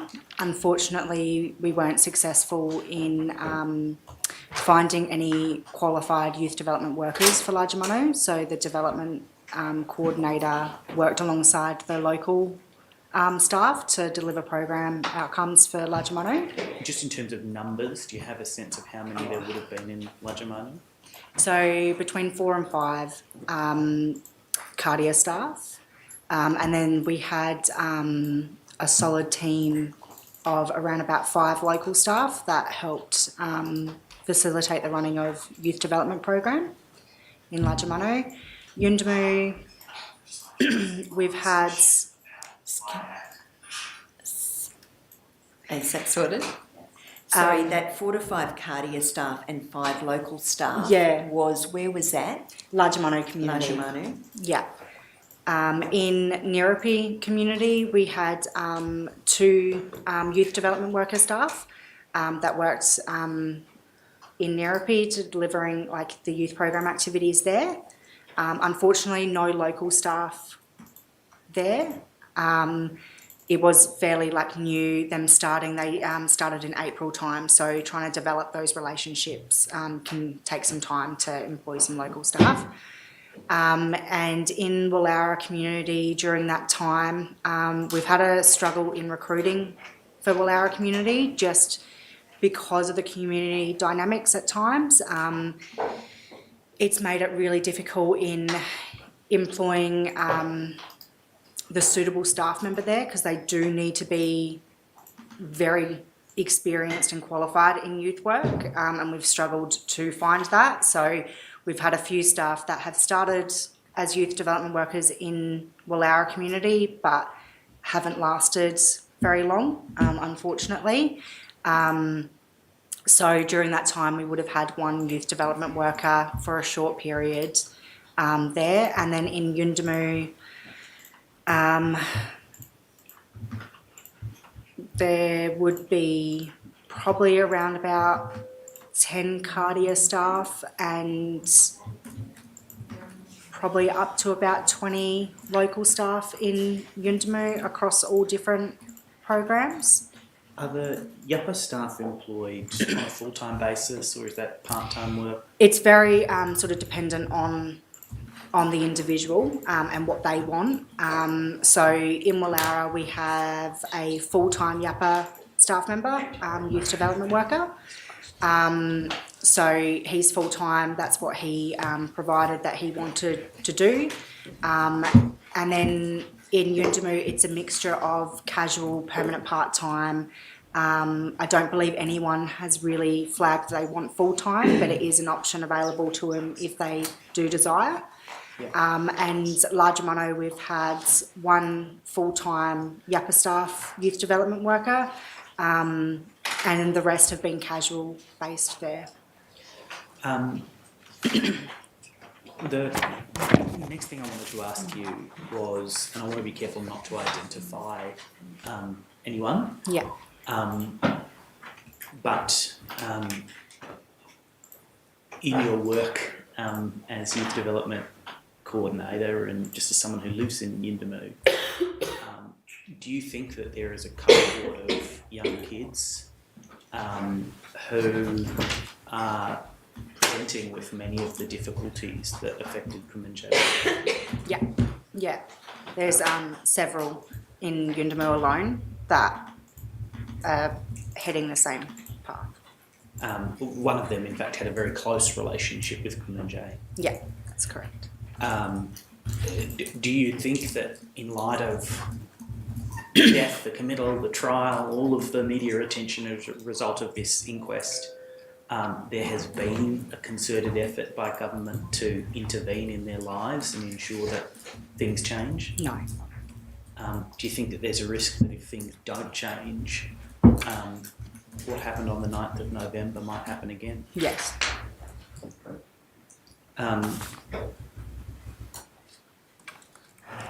I want to ask you some questions about your experiences now, if that's okay, on the 9th. I want to start by asking you some questions about the funeral. I don't know if it's appropriate for you to say much about what happened on the day, but there are some quite beautiful descriptions in your written materials about song and dance. Yeah. Can you tell us a little bit about the significance of Max's grandfather, Kumanjayi Brown? Yeah, so he was an amazing man. He worked within Waidak and he was a huge part of the Yuendumu community. He worked very closely with the local police, with the families, with the young people. He worked predominantly in the Mount Theo program and was one of the carers that were willing to be out there for 3 months if he needed to be, to support these young people going through the Mount Theo outstation program. When he did fall unwell and had to move down to Adelaide for treatment, that was huge for the Mount Theo team alone. For the cardia staff that had worked so closely with him for years before that, to his friends and family as well that worked really closely with him. So the funeral itself was large, and you know that it's going to be a large funeral when they opt to not have it at the local church, to move it to the Rec Hall, because that means a lot of family is going to come in, and a lot of service providers that he works closely will be involved as well. The night before the funeral, there was a really nice memorial outside of the Rec Hall. I really want to hear this story, but I just wanted to ask a question which Yeah. is not linked Yeah. closely, but so I wanted to get in early Yeah. before you continued. The carers at Mount Theo, are they considered staff Yes. of WIDAC and they are paid for their roles? Yes. Okay, Yeah. thank you. Yeah. Sorry, go on. So we got to the night before. Yeah, so the night before there was a really beautiful memorial. They did, the young girls and the women did their rehearsal of the dance and their songs that they were going to perform at the funeral. Everyone had an opportunity to speak really beautiful words of Kumanjayi Brown and their story and their sort of history with him. So that was a really beautiful night, and that sort of started off the funeral commencing for the following day. The funeral itself started around about 3 p.m. the following day. Can I just pause you there? Where yeah. was the memorial? So just outside to the Rec Hall, like across from the swimming pool area and the yellow house and stuff. Yeah. So the funeral, the morning of, we went around, we had T-shirts printed. So we went around, collected our T-shirts with Kumanjayi Brown's photos and like a nice little memory statement of one of the local bands that he was involved in. And everyone sort of helped get the Rec Hall ready with seating and the flowers and everything like that. The morning of, I remember speaking to Jackson Fitzpatrick, who was the outstation coordinator at the time for Mount Theo at WIDAC, and he came over to tell me that he had got the keys to the morgue because the clinic staff decided to leave community that day. And we didn't really have too much more information, but he was just sort of throwing the keys and to get the body of Kumanjayi Brown out themselves, because usually that would be assisted by the clinic staff with the community when the funeral was to commence. The funeral, it was a beautiful funeral. The women and the children did their song, they did their dance, everyone sort of relayed their stories and their best wishes to the families and everything affected by Kumanjayi Brown. It went for a significant amount of time. I was there with my partner Max and my daughter Nevaeh, and we sort of went in and out of the Rec Hall undercover area to the outside basketball court adjacent to the Rec Hall because it was quite large. So there was around about 500 people there, I believe. It was a really big funeral. And then I remember looking at my phone around about 6 p.m. roughly and looking over to the Children and Family Centre, which is across the road from the Rec Hall, and seeing a police vehicle there with 2 officers outside the vehicle. I didn't really recognise them at the time, and I just kind of figured Kumanjayi's probably worked really, really closely with them at some point during his career with WIDAC, so they were probably just there to pay their respects. The moments that the funeral finished, everyone was gathering to go over to the cemetery.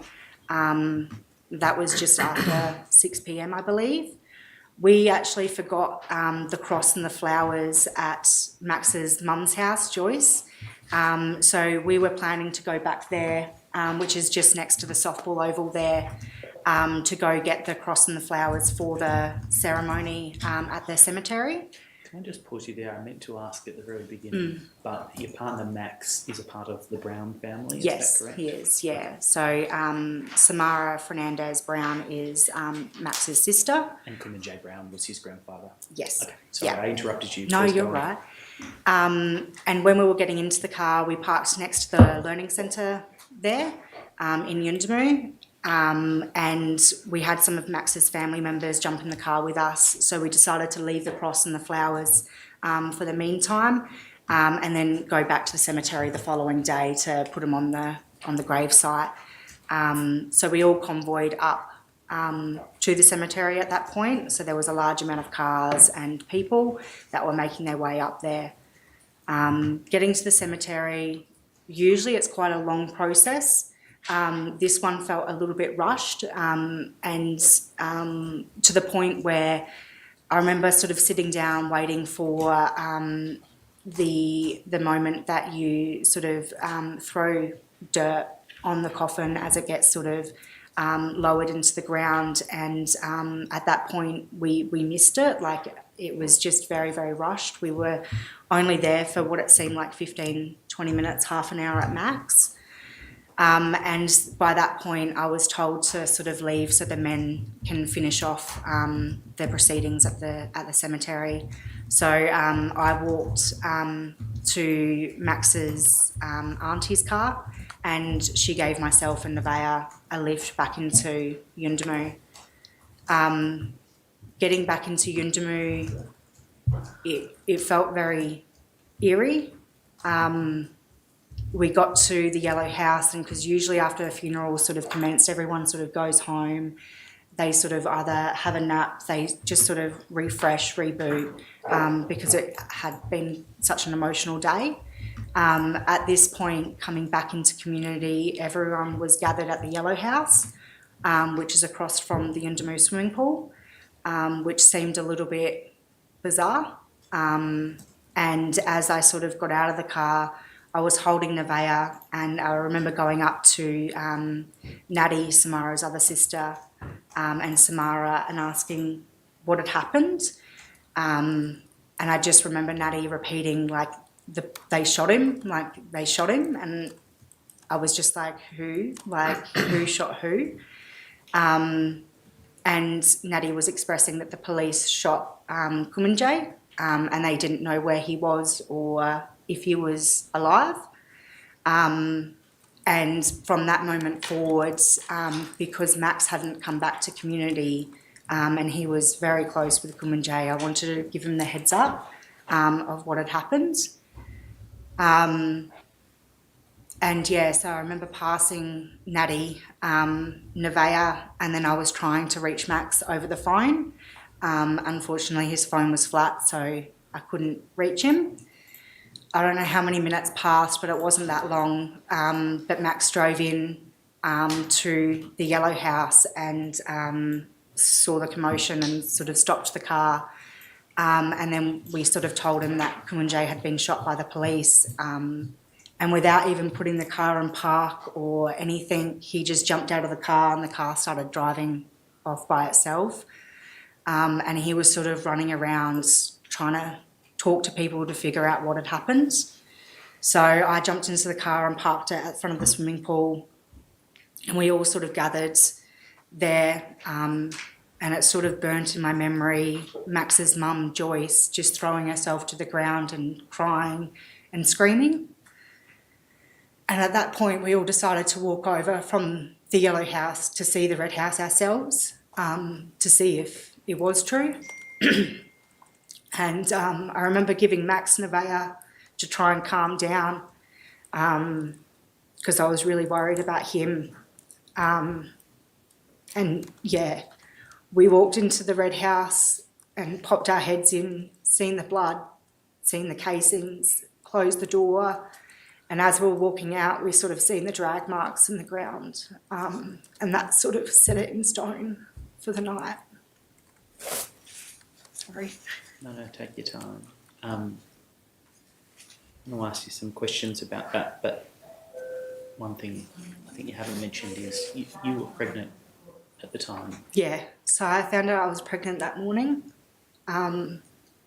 which was a surprise, but a really happy surprise, and it felt like it was sort of Kumanjayi Brown, like sort of giving us a gift in a way. That quickly came to a halt the following day when I had a miscarriage. And when I rang the local clinic, they wouldn't see me. They just told me to take Panadol and stay at home. Did they say why? No. I want to ask you some more questions about the days following in just a moment. But back at House 511, you closed the door and in your written statement you say that this was to preserve the scene. Yeah. Why were you preserving the scene?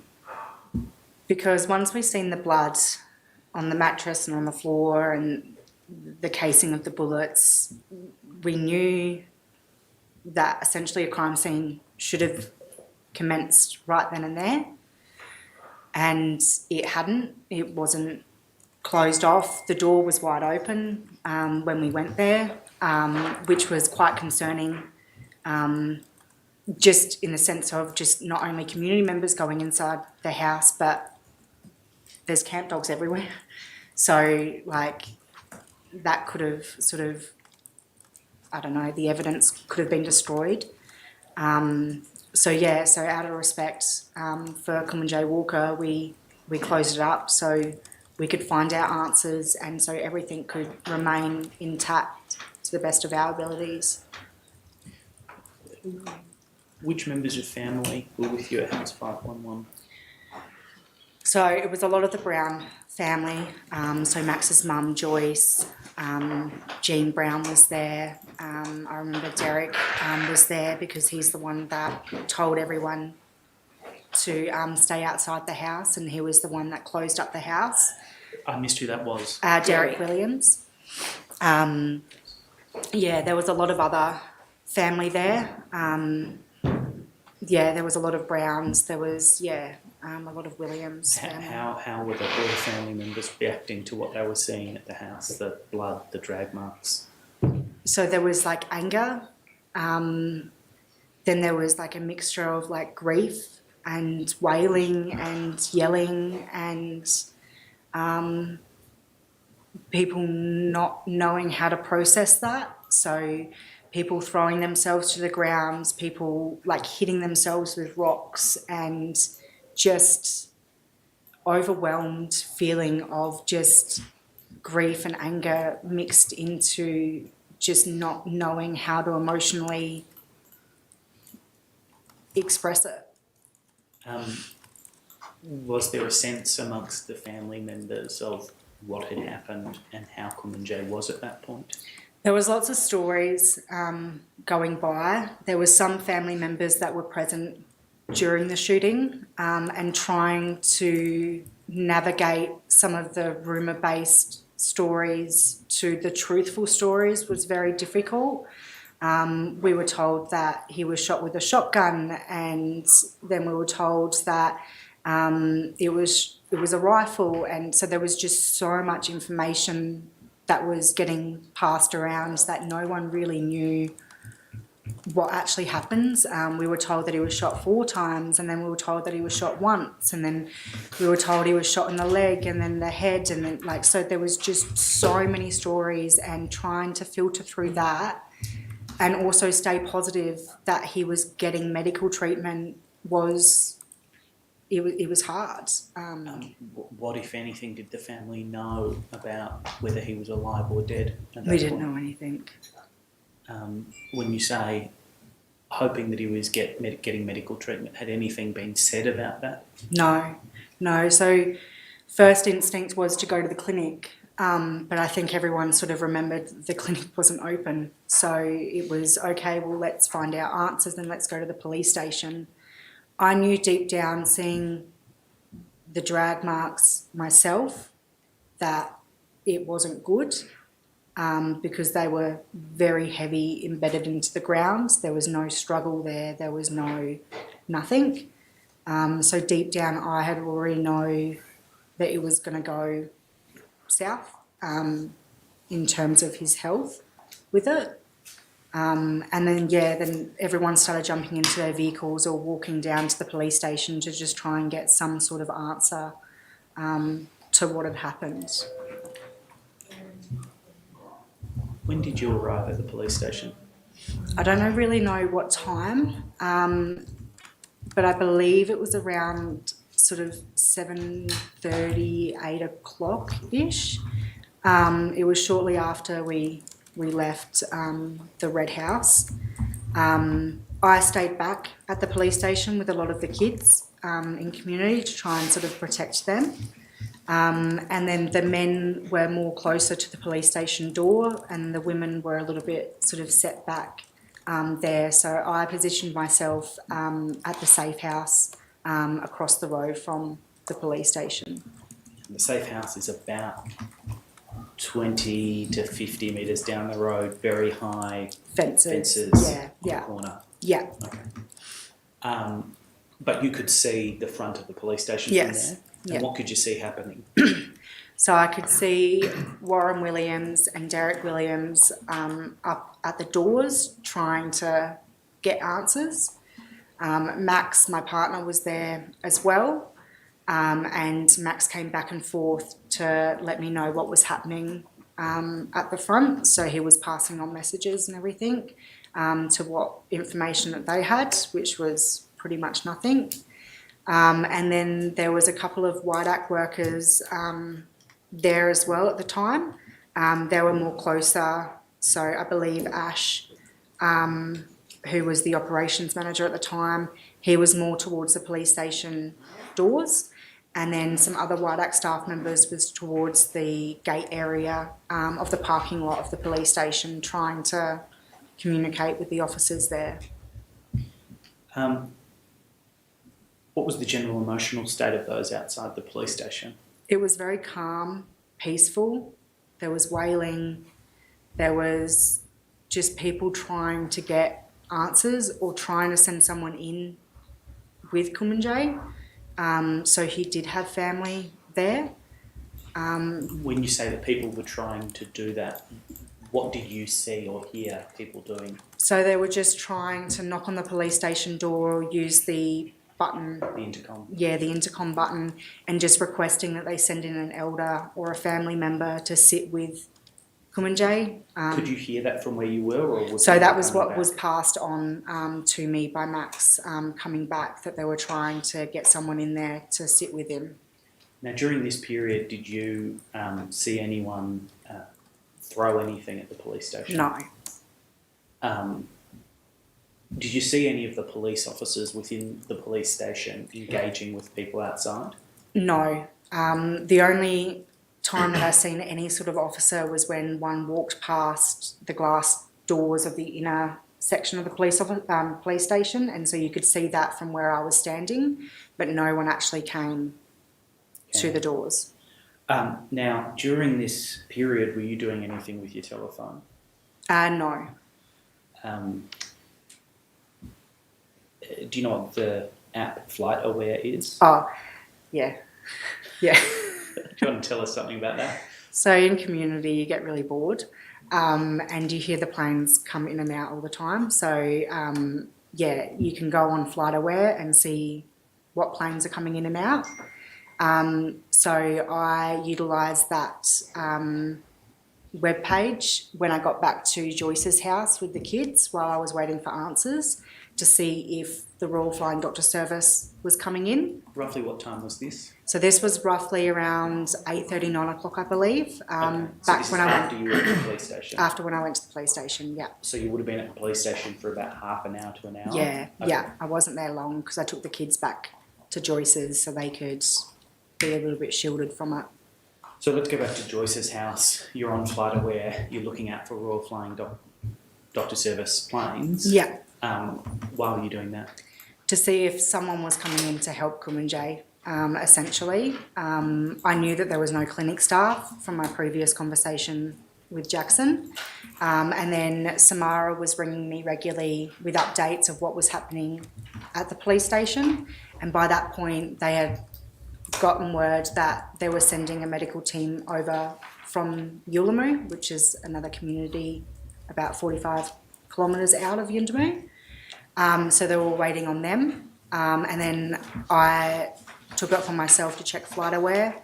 And 1 minute, I don't know what time it was, but 1 minute a plane was scheduled to come in, and I would ring Samara or Natty and pass on that information that a plane was coming and it was scheduled for this time. And then I would go back and check it in 15 minutes, half an hour, and it had been cancelled. And then, yeah, eventually it was, there was a plane coming into Yuendamu and I had departed Alice Springs at that point. Roughly what time was that? I think that was around like 10:30, 11 o'clock, I believe. Now, at some point you called the Alice Springs Hospital, is that right? Yeah. So after the plane came to Yuendamu, and then I tracked it on the FlightAware app. And then half an hour after landing in Alice Springs, I took it upon myself. We decided between like myself, Samara, Natty and Max that I would ring directly to Alice Springs Hospital because I was white, so I might have been able to get more answers.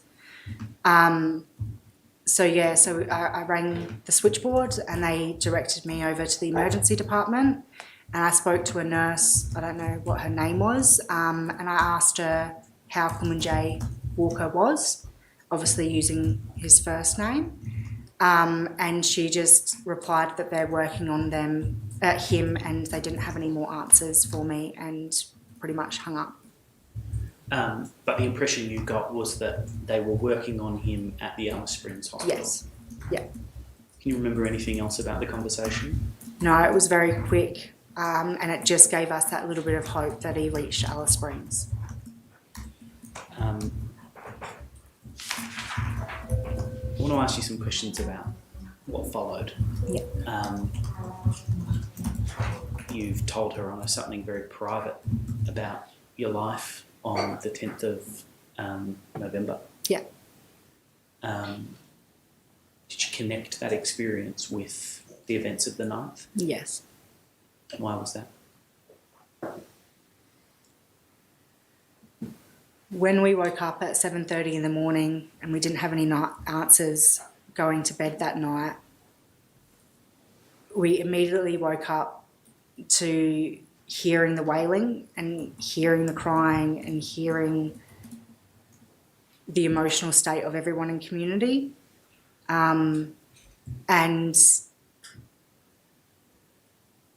the experience that I had, it put a lot of stress and sort of exhaustion and emotional state to me, to the point where like I couldn't eat that day, like I couldn't drink, and it was just a really highly stressful environment. And yeah, I contribute that to the miscarriage. Now, you sought medical treatment, is that right? So I rang up the local clinic after hours number, and they just told me to stay at home and take Panadol. Okay. Did they tell you anything about whether or not there were clinic staff in the community at that time? No. No.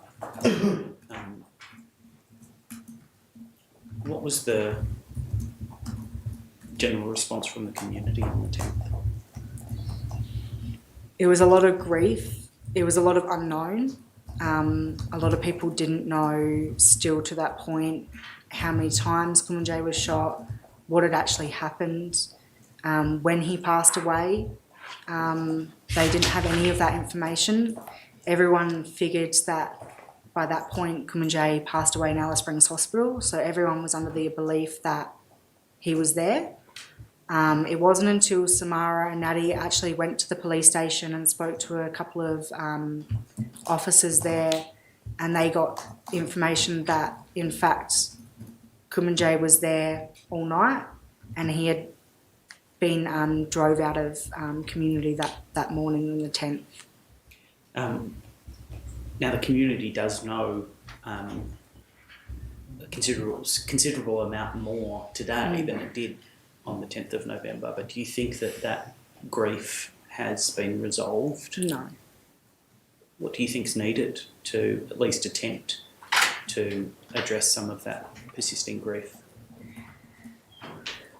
I think like just the acceptance, particularly for the young men, I think they're a big gap in community.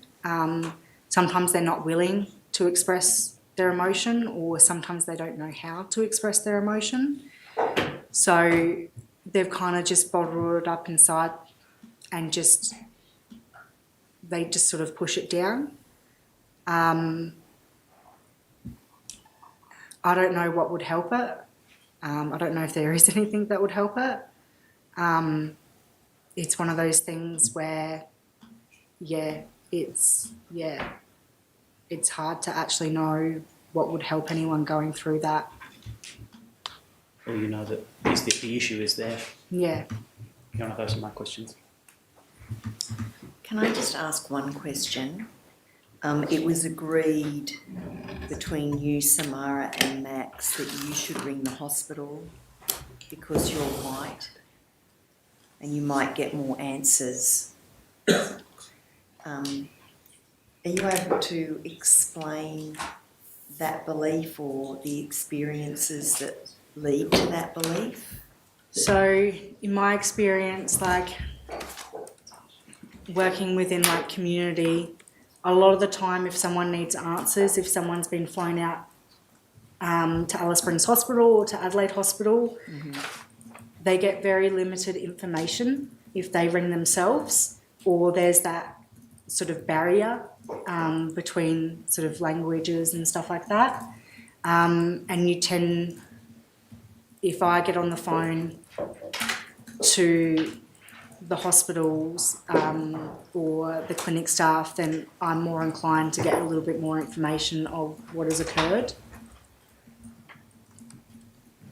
When you've witnessed people struggling to communicate and failing to get sufficient information, have any of them ever been offered interpreting services? Very rare. Or if it is, it's still very confusing, or it ends up being pushed on a family member. So Samara's had to take on that role a lot of the time. So even with an interpreter there, you've got to try and explain a lot of medical sort of language to a lot of the community members, and it is really hard to continue that explanation, and sometimes even with an interpreter, because that family connection's not there with that individual, you still can't properly explain it to some of the family members. So then it's just utilising someone that has that greater understanding and can deliver that information to a certain extent. It's a difficult thing. Yes, other.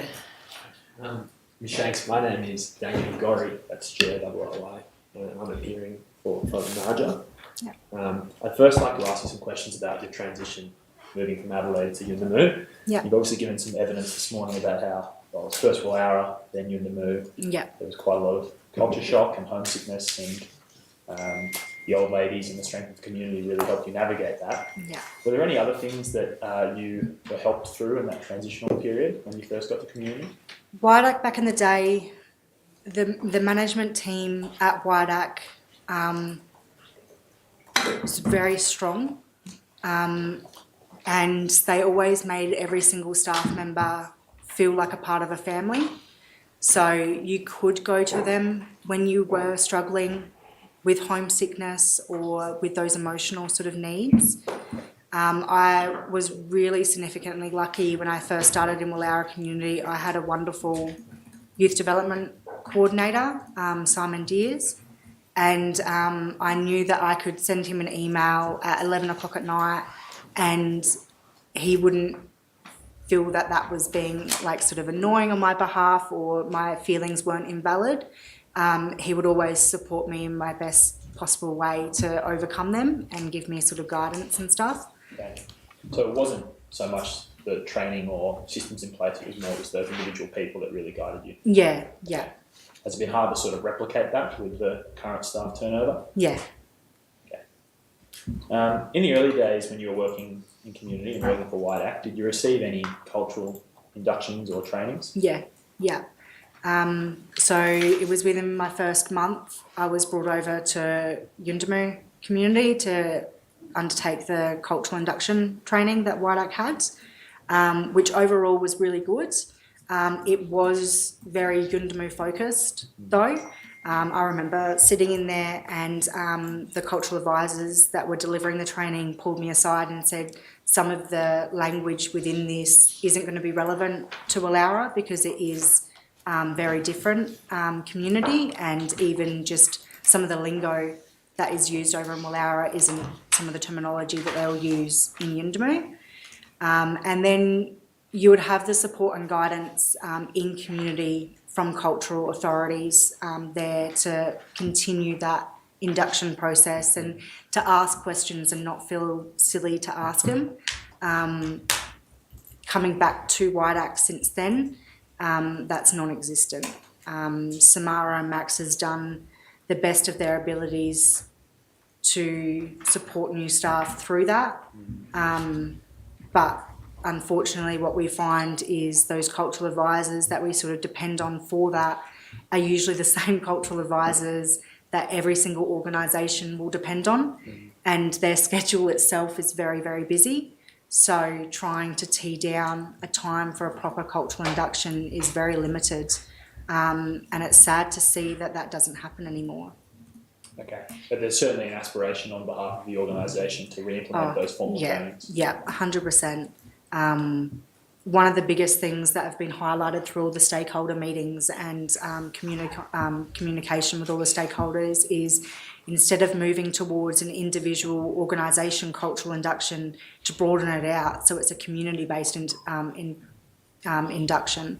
So every single new staff member, whether they work at the school or the childcare or WIDAC or PAW, like they're getting the same information across the board. So all staff are fully aware of the cultural requirements and understanding of the cultural requirements within community.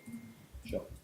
Okay. And when you first started working at WIDAC and or in Woollowra and then Yuendamu, how did you go about integrating yourself into the community?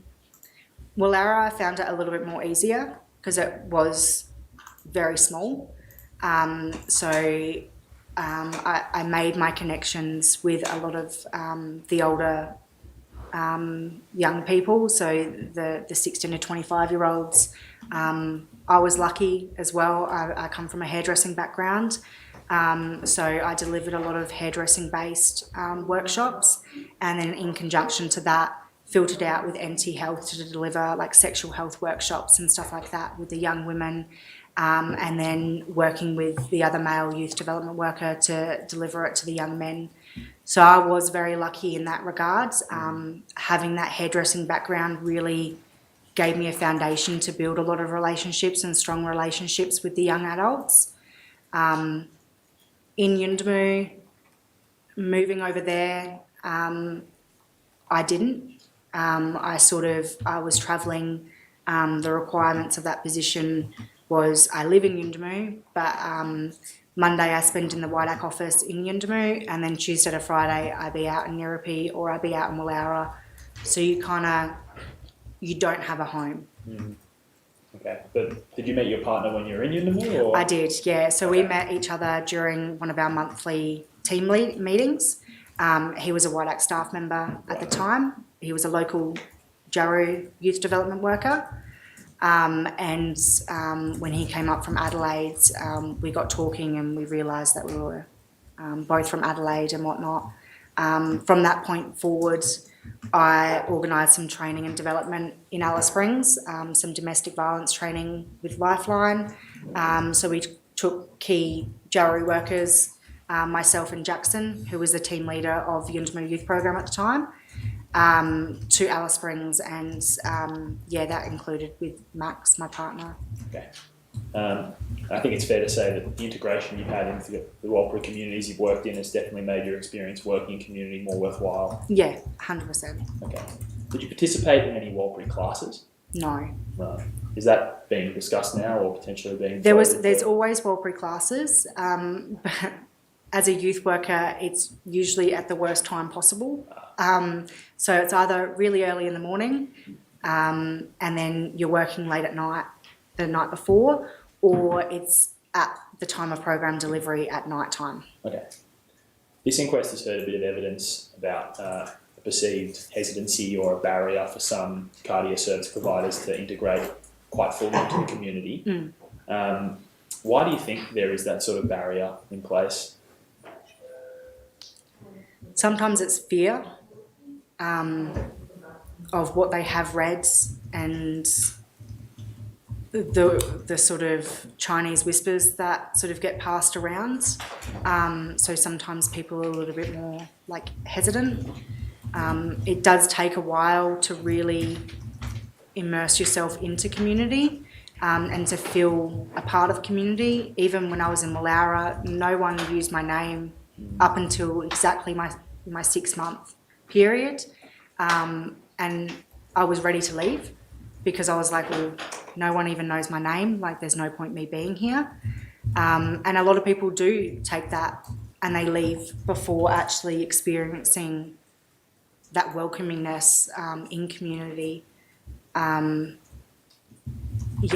then a lot of people don't realise the isolation aspect of things as well. So a lot of service providers nowadays, because Yuendamu is so accessible to Alice Springs, they are Monday to Friday. They come in Monday mornings and they leave Friday afternoons, and sometimes the weekends, and going down to youth program after hours when you're not working, or participating in like the TFL, the football competition and stuff like that on Saturdays. That's sometimes the best memories that you have of community. But trying to find people to live in community at the moment is very difficult. Okay. But your advice would be to get past those barriers and sort of to engage with communities, more holistic programs on the weekends, at nights, things like that. Yeah. Okay. I want to talk a little bit now about the strengths of WIDAC and some of the obstacles that it faces as well. Doing so, I'm going to make reference to your letter, but also this 2015 evaluation by Gillian Shaw, who was done in September 2015. It's on the brief at reference 2060. Are you familiar with this evaluation? I haven't read it, no. Right, okay. I don't think it's necessary for purposes of this questioning to take you through it, but that's the sort of backdrop. So obviously, WIDAC is a genuinely Walbury organisation. Yeah. It was founded as a result of Mount Theo. It's based in Walbury communities only. Yeah. Its executive is made up of only Walbury people. Yeah. So is it fair to say that Walbury culture and knowledge is central to the services that WIDAC provides? Yeah.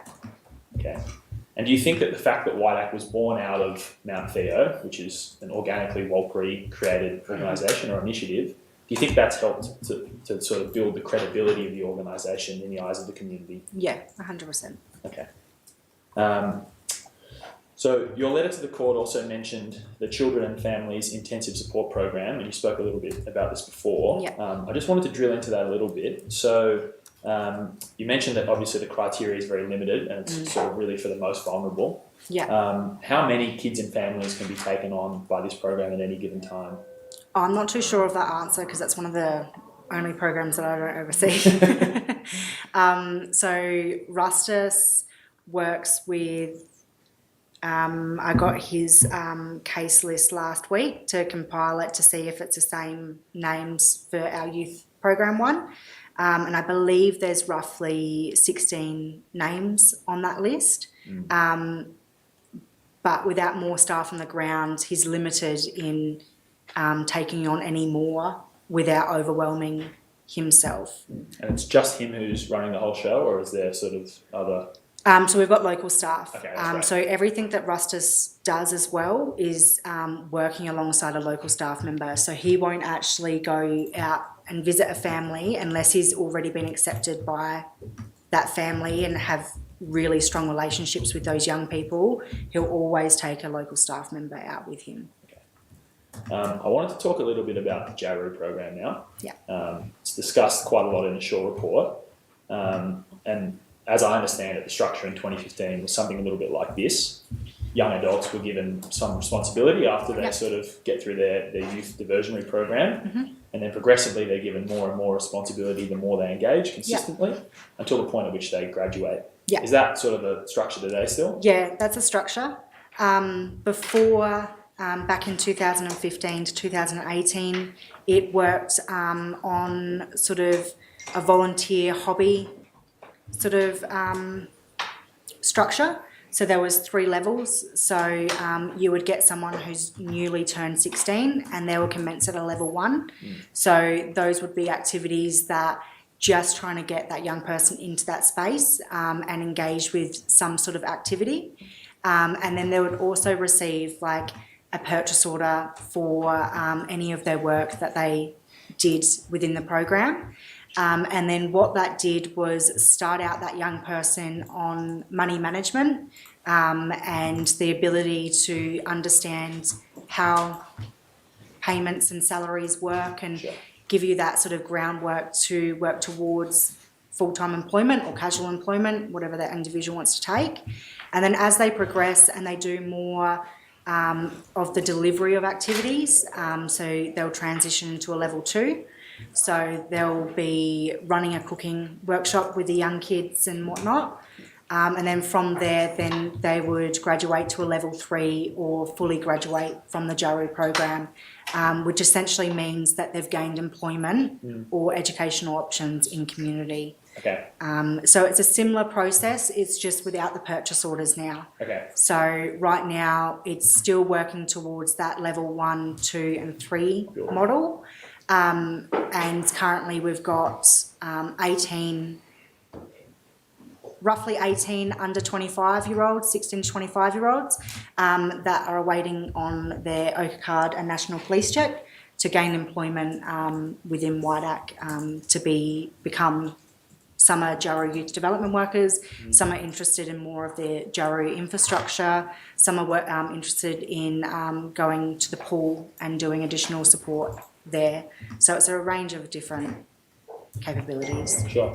In the Shaw report, it actually mentions how it was originally premised on giving purchase orders, but now it could be reformed to actual budgeting skills. It was a really good way to educate the young people, especially 16-year-olds that some aren't even on Centrelink, so they don't even know about income and stuff. So you could go down to the shop and you can be like, okay, well, a can of corned beef is $10 a can opposed to $7 for 500 grams of mincemeat, and let's make sure that your money stretches in the way that you sort of need it to be stretched. But you're not using the purchase order component now? No.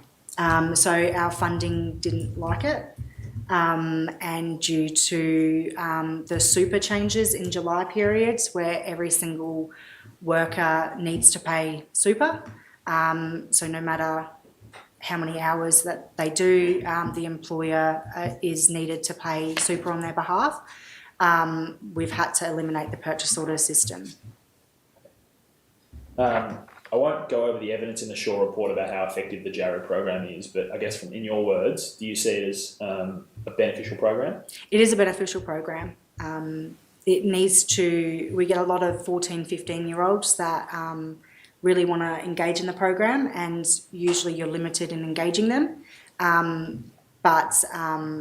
It needs to be redeveloped, I think, but it's a good core start to those employment outcomes that the community and the funders need. What kind of redevelopments do you think are necessary? I think sort of lowering the age bracket for the Jaru program in itself to about 14, and then having additional programs that work more intensely for the under 14-year-olds. So that way they're transitioning completely into a Jaru program and not just coming in all of a sudden. Okay. I want to talk a little bit about some of the obstacles that WIDAC faces. So obviously you've talked quite a bit about funding this morning already. And in particular, I want to focus on the Warra Canyi loss of funding. Yeah. Do you know why the funding was lost for that program? No, I don't. But in your eyes, it was a very successful program that fulfilled a very important need of the community. Yes. And obviously it was well pre-developed. There were Yappa counsellors. There was obviously Yappa employment coming out of that. Yeah. So I guess from your perspective, was there a sense of sort of loss of pride or a loss of quite a sadness with losing that program specifically, given its attributes of being WAPRI developed and WAPRI run? Yeah, a lot of the workers that worked, like the Yappa workers that worked within WWK, they struggled with the transition because they were used to one program that gave them flexibility and gave them the ability to help any individual and community that needed their help, to something that required really strict criteria. And that was back in the day, the IFS program, the Intensive Family Support Program, which is the same structure as the Children and Families Service at the moment. But it was a really big adjustment, and some staff dropped off and didn't come back because they weren't interested in anything else besides WWK. Like, that was their strong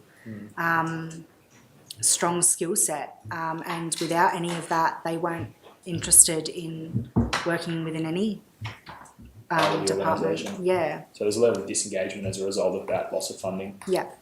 Okay. Some of your written material also addresses staff turnover at WIDAC, and obviously it's not a problem which is just in Yunnanoon, it's across all remote communities. What do you think can be done to improve the length of time that the average WIDAC staff member remains in community? I think having more sort of training and support in community on facing things like isolation and the remoteness and all of that sort of aspect of things. A lot of the youth development workers are people coming up in their early 20s or late teens that may not have extensive life sort of skill sets and stuff like that behind them, but they are really keen and they are really, really good at their job. But they don't really, because of the high turnover in staff and because of the amount of groundwork that they have to cover on the ground to fill a gap. Like mine, for instance, doing 4 manager positions is unsustainable. You're only ever going to deliver at 40% per position at any given time, but you do it because it's the best outcome for the community. And a lot of the youth development workers do the same. They know what our funding requirements are, but they're the ones running the program daily and they know what's needed. But they don't get spoken to by funders. Funding bodies don't come and talk to them like they should. They don't get an understanding of what they face on a day-to-day basis, and between the disclosures and going nowhere with referrals for it and trying to service young kids that we're not funded for and trying to deliver a sufficient program for the community, it burns people out. And trying to do additional work on top of that to make sure that the community gets their needs. Our youth development coordinator works 6 days a week, and you tell her to not do it, but she continues to do it because otherwise she feels that the community sort of misses out, and it impacts the community and it impacts her staff and her team. So she takes that initiative to do that, but it shouldn't be up to an individual to have that on their shoulders.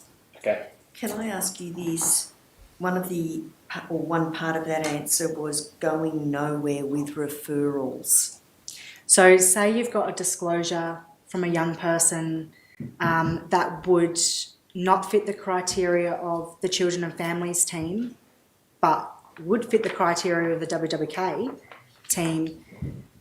There's limited services that can help that individual. So you take the disclosure, you do what is needed. So you ring the police if it's needed, you ring the mandatory reporting line if it's needed, and that's all you can do.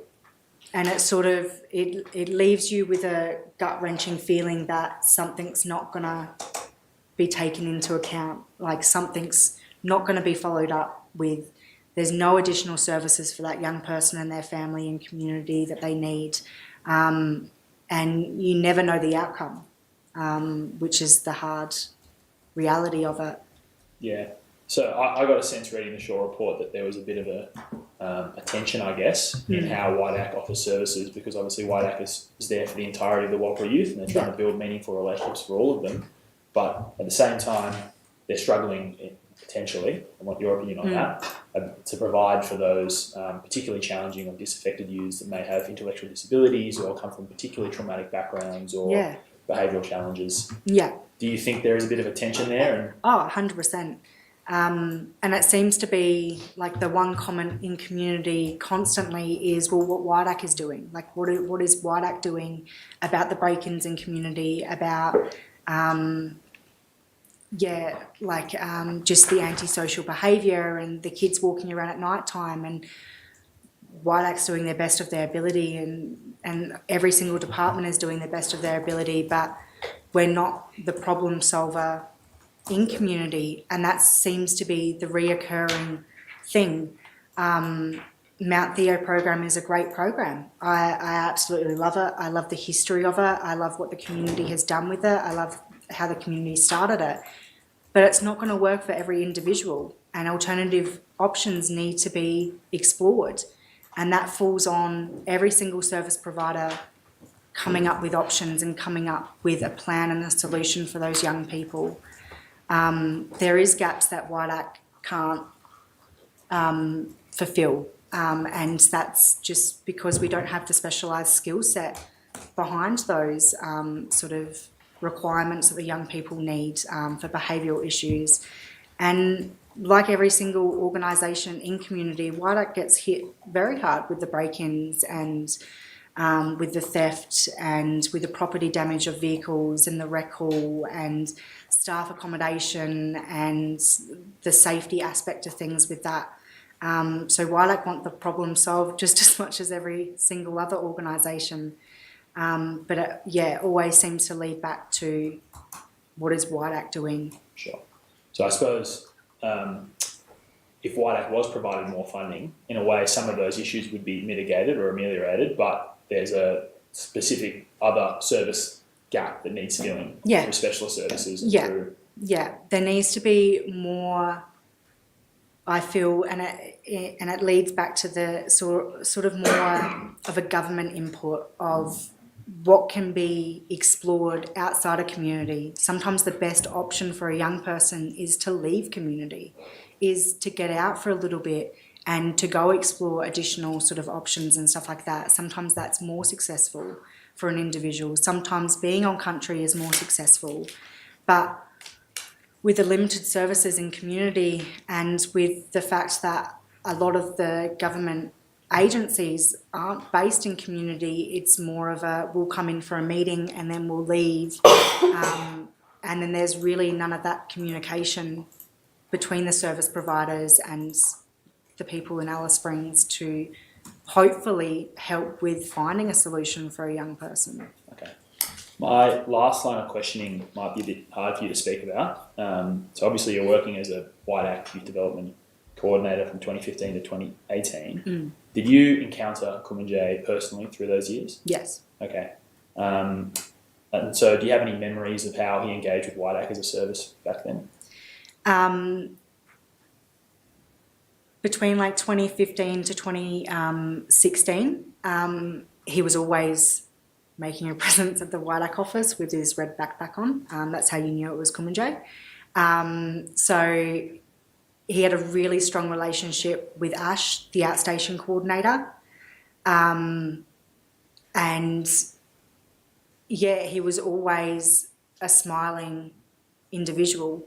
I had him in my car myself, by myself with him to drop him off where he needed to go at times. And he was very shy, wouldn't really talk to you at all.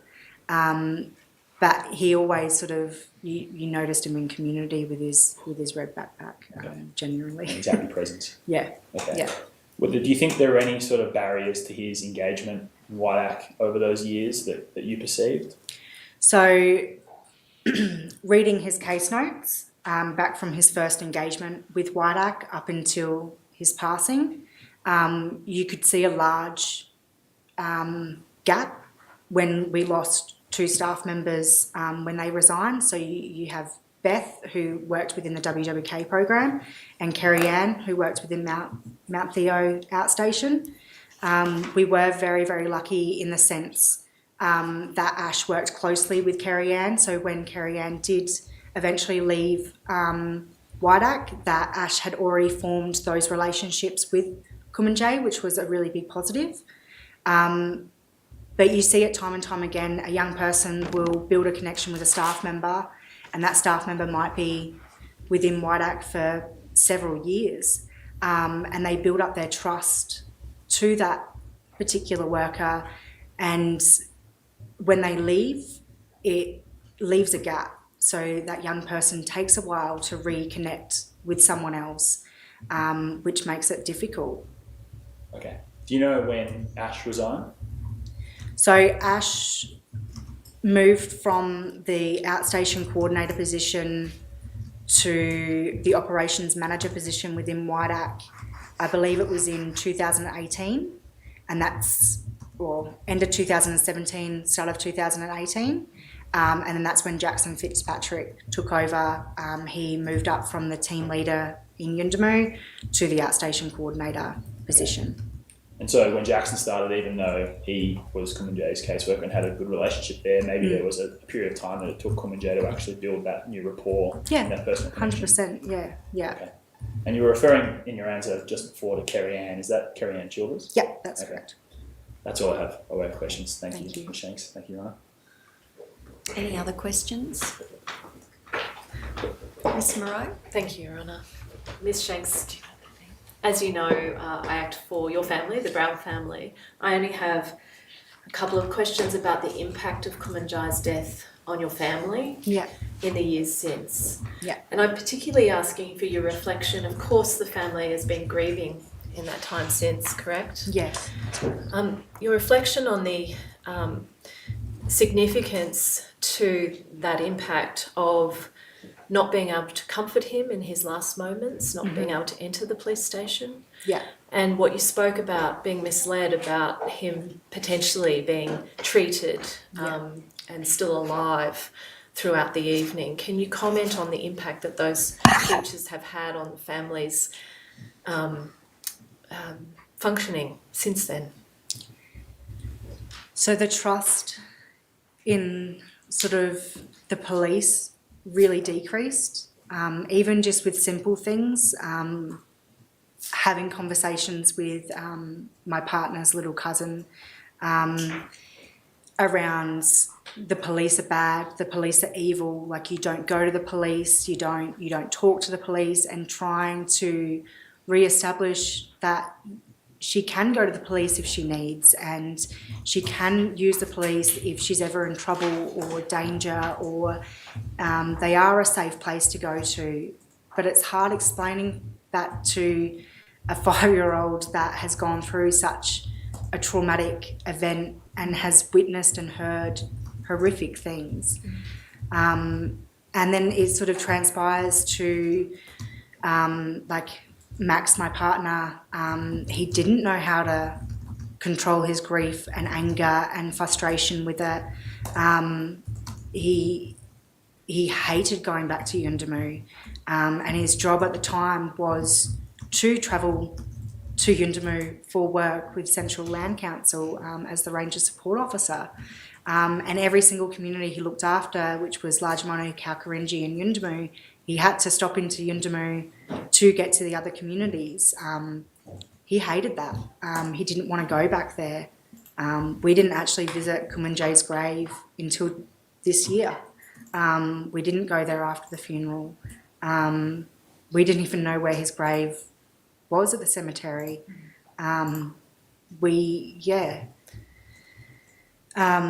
Max had to put in his resignation at the Central Land Council because he couldn't do that travel anymore. And trying to explain that to staff members in Alice Springs that hadn't experienced sustained trauma or emotional history with it was very difficult. Can you comment on Kumanjayi's cousins, the other young fellas in the Brown family? There's a number of them, and how it's impacted upon them. Yeah, so no one really spent the time with them to ask them how they're feeling. and it was highlighted during the trial period, and it just happened to be Max was working with WIDAC within the infrastructure program, and he needed some assistance from young fellas to go out to Mount Theo and Willaura to conduct some repairs in the WIDAC facilities and stuff. And he just happened to bring out the cousins of Kumanjayi, the young fellas, and he got talking to them of how the trial is affecting them, and do they understand what's happening during the trial, and do they understand what will happen after the trial and going into the Coronial and all of that. And none of them had any idea. And it was actually a really good opportunity because Max was able to talk to Samara, who was in Darwin at the time, doing all the on-ground work and getting some information from her so he could pass on directly to the young fellas, the cousins, the uncles, the brothers of Kumanjayi. So he could properly explain it to them. And the day of the verdict, it was actually a really special moment because everyone sort of left the WIDAC office after the live stream and everyone went to go do their own thing. And the young men were actually in Alice Springs for a football competition. And so everyone automatically went straight to fears for them of how they would react and being away from family and not being present in community once the verdict was sort of read out. And yeah, we reached out to them, and because of the conversations that Max had had with them prior and the embedding in them that family and supporting family through whatever the outcome of the verdict would be, is sort of the crucial part of it. So within an hour of the verdict being read, they were all in the bus in their private vehicles, and they were making their way back to Yuendamu for the community barbecue, which wasn't set off by any organisation or any individual. It just happened to be everyone gathered at the Red House. Every single organisation brings something, food, drinks, water, music equipment, barbecues, and everyone just sat together and grieved together. And finally, his mother and grandmother, what's been the long-term impact for them?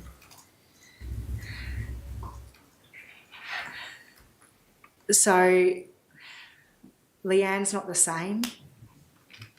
Just even talking to her and walking into her house at Walker Camp, it's sad.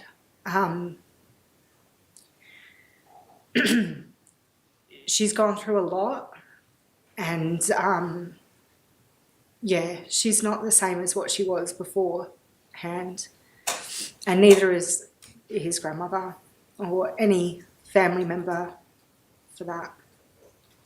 Thank you, Ms. Shanks. Yeah, sure. Ms. Shanks, my name is Kazim Izichwanowski. I'm here for mental health. Do you need a moment? No, I'm right.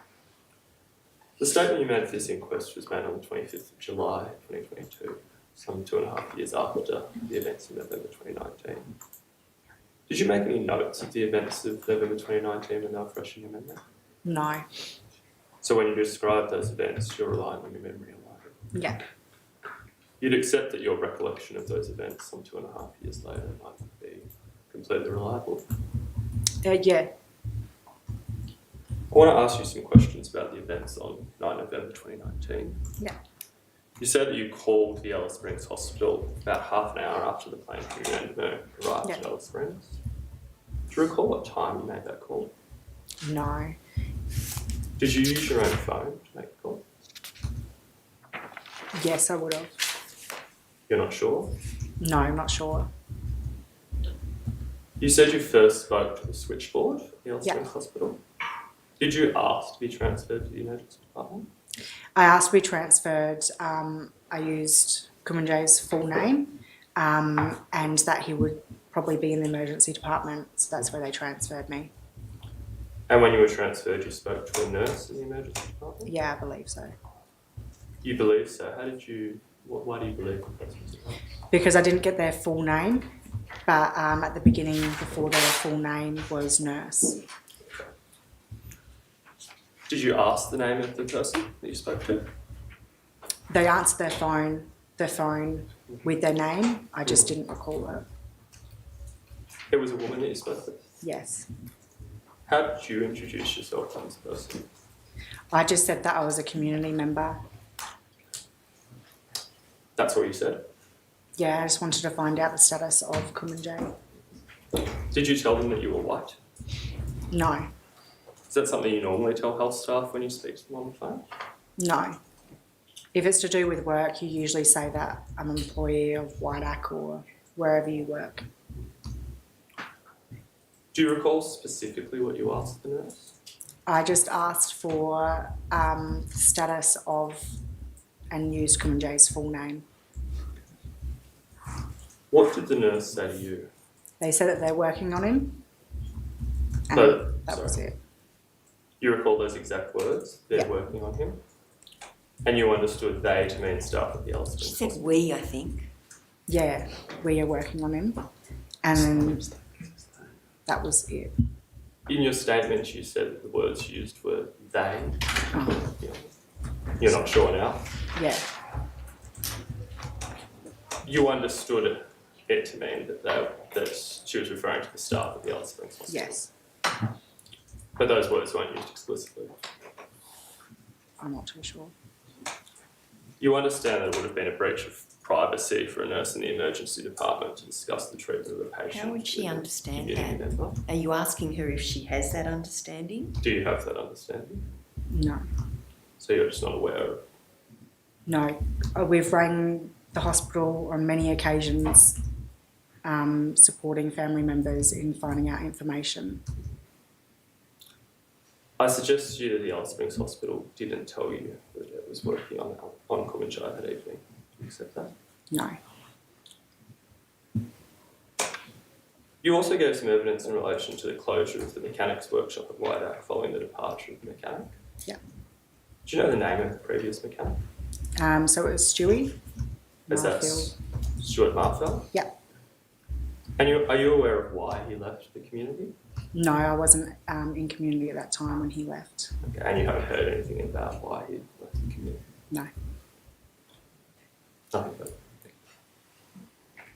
Any other questions? Thank you. Just have one question. Loosely connects with some questions you were asked about. Interacting with white service providers as a white woman on behalf of Yama, and why you might do that.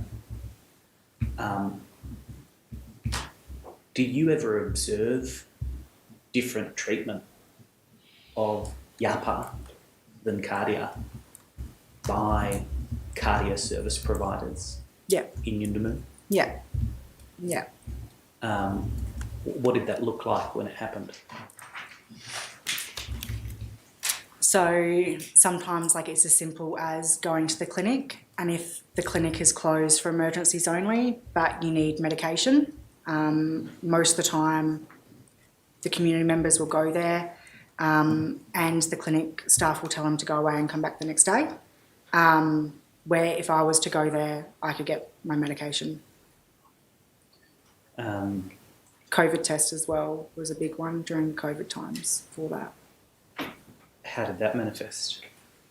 So if we would have a community member that required a COVID test, then most of the time they were just told to go home and someone would drop it off to them, and it would depend if the clinic staff had enough time to drop that COVID test off to them. But if I was to go to the clinic emergency door and ask for a COVID test, then I could get it instantly. Were you asked by community members to do things like obtain medications or COVID tests for them because they thought it was easier for you? No, not so much. Sometimes I would be asked to come down to the clinic with an older lady to get their medication with them. So stay present with some of the older women in community. So then that way I could communicate what they needed, and then the fact that they didn't have any medication and they can't come back tomorrow, without their daily medication today. So that was, I've done that a few times. Or it could be as simple as ringing up the Commonwealth Bank on the Indigenous line and having to sit there present with a community member to translate what that community member needs to the Commonwealth Bank line. And when you say translate, you're not just talking about translate from Walpurgis to English is just translating from English to English. Yeah, it's explaining someone's needs. Yeah, To someone who might not otherwise understand those needs. yeah, yeah. And any other observations of different treatment?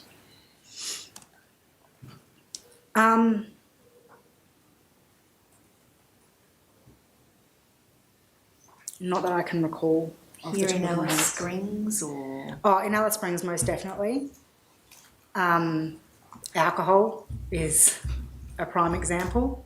I remember when I was 38 weeks pregnant, heavily pregnant, with my daughter Nevaeh, and I was in the car with my partner Max, who is Aboriginal himself. His licence said Yundmu, my licence said Willaura. He was refused alcohol without an invitation to the gathering that we were going to. When you mean without an invitation? So they wanted like a written invitation, like a kids' party invitation, not a text message, a written invitation is a what they written wanted. invitation With the address that we were going to for the gathering. Max was denied alcohol because his licence said Yindmu, and they just told him to try another night. I was given a 10-pack of Jack Daniels, 38 weeks pregnant, with a licence that said Willaura. And this was at point of sale. Yeah. Your Honour, I don't have any further I questions. do. Any other examples?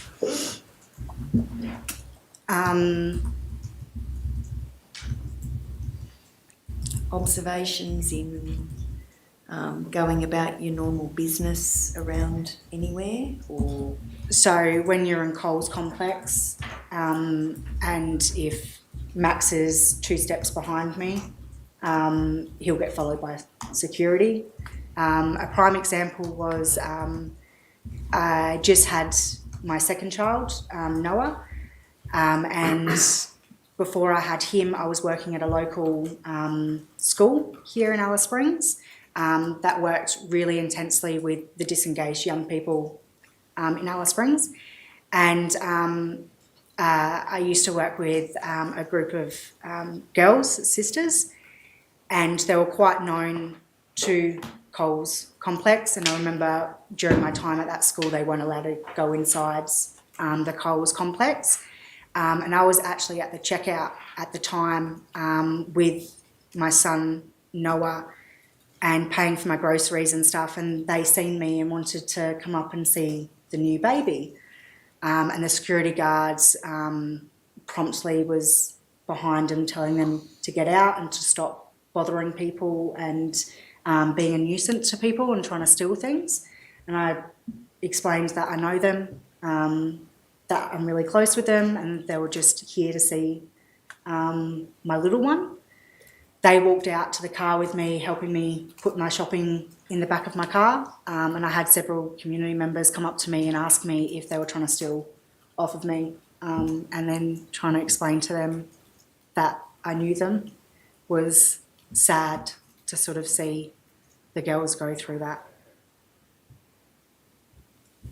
And now understandable that if they're on a street and someone stares at them, that they yell out at them. Your Honour, no further questions. And can I ask a personal question? How old's Noah? So he is coming up to 2 in March, so about 18 months. Well, I'm glad that there's a happier aspect to all of this as well. Yeah. Thank you for the obvious commitment to the family, the community, your family, and thank you for assisting us in the inquest, and I wish you very well into the future. Thank you. with any choices that you make in relation to your future contributions. Thank you. We can adjourn for lunch.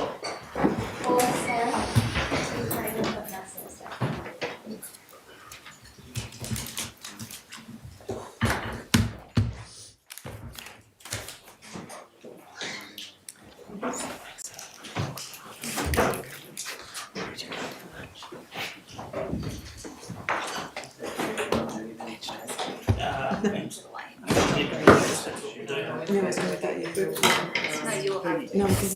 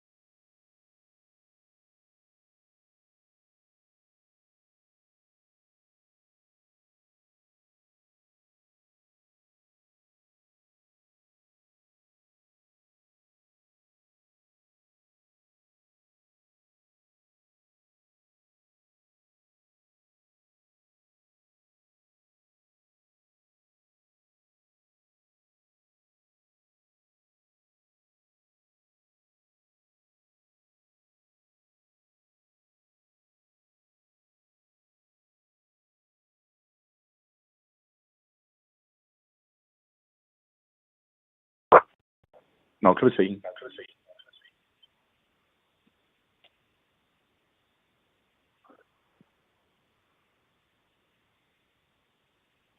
I'm not hearing you from the microphone. No. Yep, for the phone I can. No, sorry, not. No, can't hear.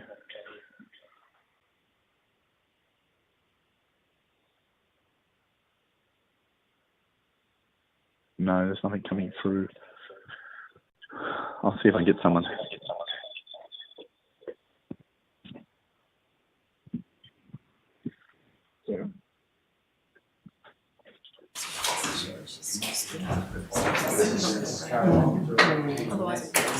I can hear you through this. Hear you now. Can you hear us now? Yes, I can. Okay, perfect. So audio will be through the phone and then visual on the computer. Okay.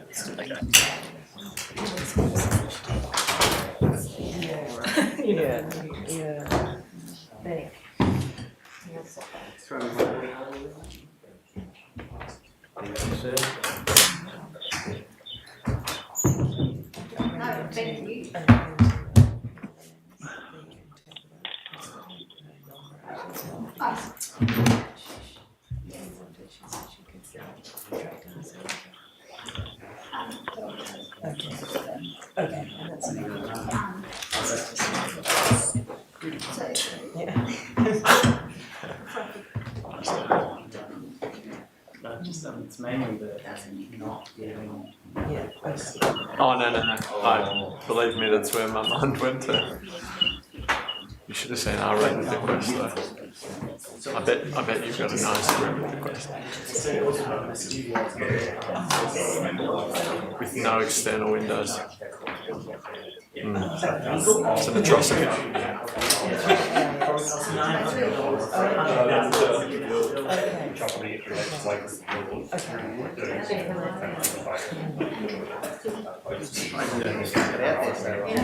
Are you in an apartment? The answer to that's yes. Don't be a mess. Have you got a full-size fridge as opposed to a bar fridge? Do you have an external window? Two. Balcony? Beautiful. No worries.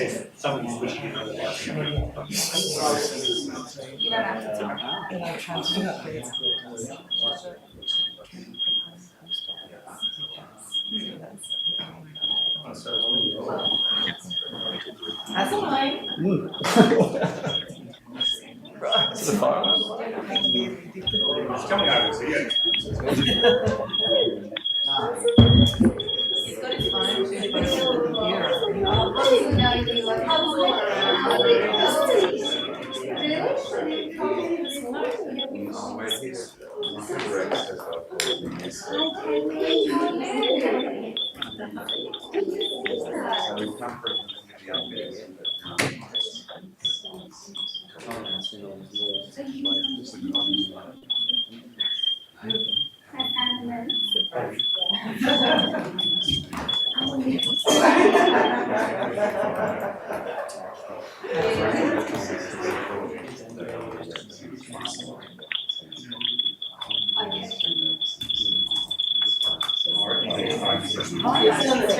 No, can you hear us?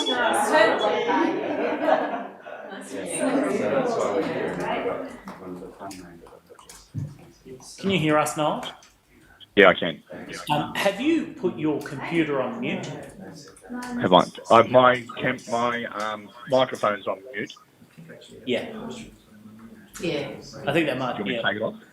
No. So we'll keep the computer on mute, but the telephone on. That's what I'm doing. Sorry, it's a bit ad hoc, but it just seems to work a little bit better. Okay. Great. We'll be another couple of minutes.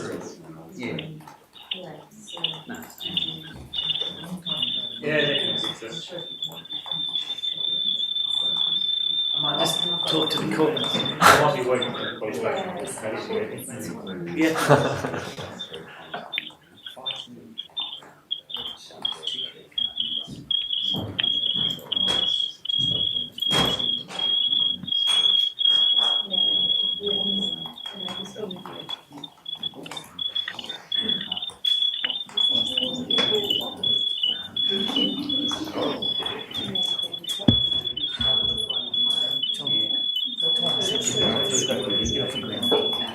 honest feedback.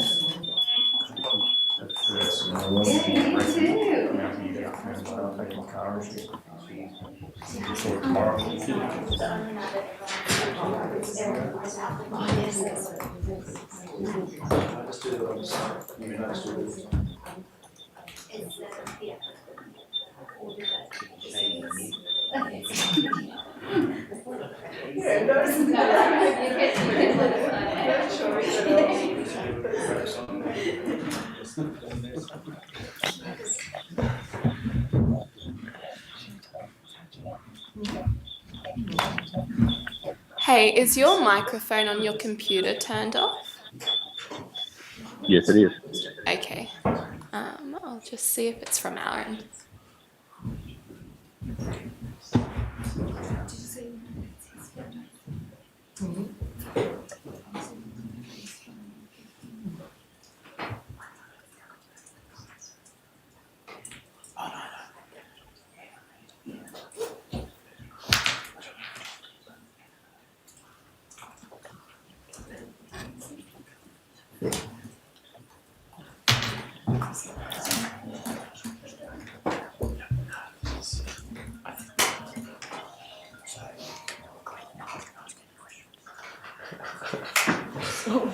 Noel, Yes. can I just also check that you've got the mic muted on your computer, but you've also turned the sound off on your computer? Let me have a look. Yeah, that's the idea. Very selfish, I'm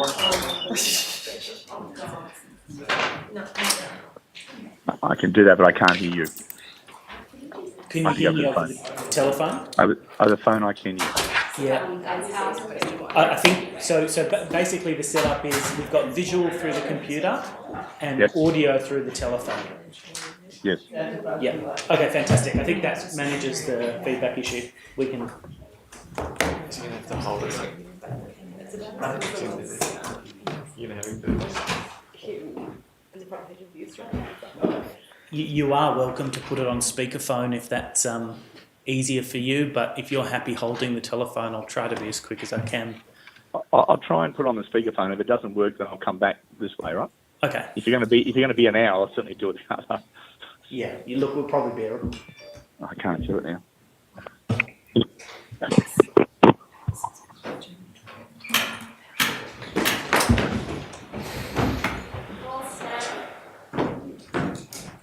The Coronial closed garage. Yes, Mr. Coleridge, please have a seat.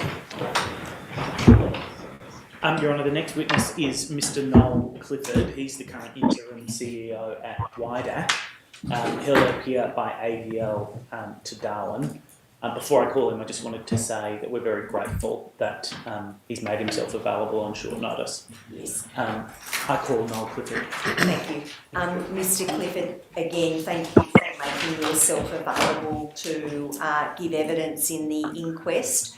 And before you do that, do you promise to tell the truth? Yes, I do. Thank you. Mr. Clifford, can I ask you to restate your name for the record? Yes, my full name is Noel Wayne Clifford. And your occupation? I'm a chartered accountant, working with an chartered accounting firm. And that's a chartered accounting firm based in Darwin? Yes, we have a parent office in Adelaide. Now, you have been interim CEO of the Walbury Youth Development Aboriginal Corporation since the 1st of September 2022? Yes, in a second engagement. I did have an early engagement for the same role, starting back in February for about the same time. But I recently, since the start of September, just resumed that role while we try to find a full-time CEO. Now, I think you've just hinted at it, but one of your main projects as the new interim CEO is to identify a permanent and ongoing CEO. Is that right? That's correct. Has there been significant turnover at WIDAC in recent years? Yes, at all levels. Staff at all levels, from CEO down to managers to people who report to the news. And so I think you might have said it, but that includes at the executive level, correct? At the manager level, yes, definitely. And over the course of this year, if you count yourself twice, there have been 4 CEOs, is that correct? Two. Oh, sorry, if you're counting me in that, then yes, but certainly what I would call two full-time CEOs, yes. And so you were CEO from February till May of this year, correct? Yes. And then Michael Timewell took over from you. He was the former principal of the school. That's right. And was he CEO until you took back over on the 1st of September? Yes, that's correct. Who was CEO before you took over on the 28th of February? There was a lady by the name of Joanne Ward. So I suppose it involves counting yourself twice, but there have been 4 CEOs appointed this year. Is that right? Yeah, Dale, I would just qualify a little bit in that mine is acting interim with the task of finding a new one. So it depends how you find it, yes. Do you have a sense of why there's been such significant turnover at all levels at WIDAC over the last 12 months or so? You're probably saying more than 12 months. You're probably saying about 2 years. A couple of reasons. One, if you go back to Joanne Ward, in her case, hers was burnout. She was involved with WIDAC for a couple of years. And in her case, it was just she needed space and a a different environment. She was just mentally drained, exhausted. In relation to Michael's, that was just issues of communication with him and the board and the community. And when you say issues of communication, in effect, disagreements between him, the chief executive, and the board, is that right? Some disagreements, yes. More about the fact of not, some of them felt that he wasn't actually present enough, had been absent. Hadn't communicated with them on some key decisions that was being made, and felt that they were not being consulted. That's part of it, but the rest of it I'm not necessarily across. What were the decisions that the board didn't feel like they were being consulted about? I think just direction of where WIDAC was going. There was a couple of programs. One program that I think, if I recollect correctly, that Michael cancelled and did that without discussing it with the executive directors at least. What was that program? It was a small program of NDIS. I see. NDIS. NDIS, yeah. He cancelled. What was WIDAC's role? WIDAC was providing us a small service role, support role there with members of one of the communities, and Michael, I think, again, I'm not across the facts here, so my understanding is that he looked at it probably on a commercial basis and made the decision to cancel without sitting down and having a chat with, the executive directors who didn't appreciate it. That's part of it. There is more, but as I said, I'm not across all the facts. I'm going to ask you some questions about governance at WIDAC and the board, but I'd be interested to know what you perceive the board and the general membership's interest in WIDAC's strategic direction to be. What do you think the priorities are for the board at the moment? That's a little bit hard to say. What we are organising in December is a governance day, governance training, strategic day to map out and plan. So some of the things that you're referring to will come out as part of that training day. It's something that should have been held probably a couple of years ago and hasn't been. I've tried twice to get it up. The first time in my first gig, unfortunately Michael didn't necessarily pick it up and run with it. Whether that was due to time constraints, I don't know. But we've booked in a consultant to go through that. So some of that what you're referring to will come out. a large part of them see it as being WIDAC providing, I guess, that support to the communities in terms, of, particularly the youth, in terms of the number of the issues that sit there within the different communities. And then with that, I guess what we'd call a wellbeing support that covers a whole range of issues, just not one particular issue. There are a number of issues that sit there within the community that I guess I outlined in one of the questions, my response to it. And it's really tackling those issues and trying to assist and support the community where they can. I'll ask some questions about specific programs in just a moment, but just to draw a line under the recruitment of a new CEO, how is that going? We have 2 candidates that we're talking to at the moment, and it's just a matter of, I guess, both of those candidates would work. It comes down to the moment they're thinking about it in terms of, I guess, the environment. There are a lot of issues in the community, so they're sort of taking stock of that from a personal point of view. One of the constraints we have is just funding. The cost of getting an appropriate CEO in is quite significant in the market, and from a funding point of view, you can be out of that market. I'll ask some questions about funding in a moment, but how did you come to be identified as interim CEO? I knew Joanne Ward from, I guess, from the time she was based up here in Darwin. I consulted to her on another corporation she was involved with, and then when Joanne was leaving, she just reached out and just asked me if I was willing to help out on a short-term basis. And I did accept on the basis that it was short-term, with the role of finding a CEO. Did you have any prior involvement with WIDAC? Prior to my first gig, no, but what you're asking, I think this is what you're asking, is my accounting firm involved with providing financial accounting services to WIDAC? Yes, it is. But I was not part of that engagement. So when was your firm providing accounting, financial services to WIDAC?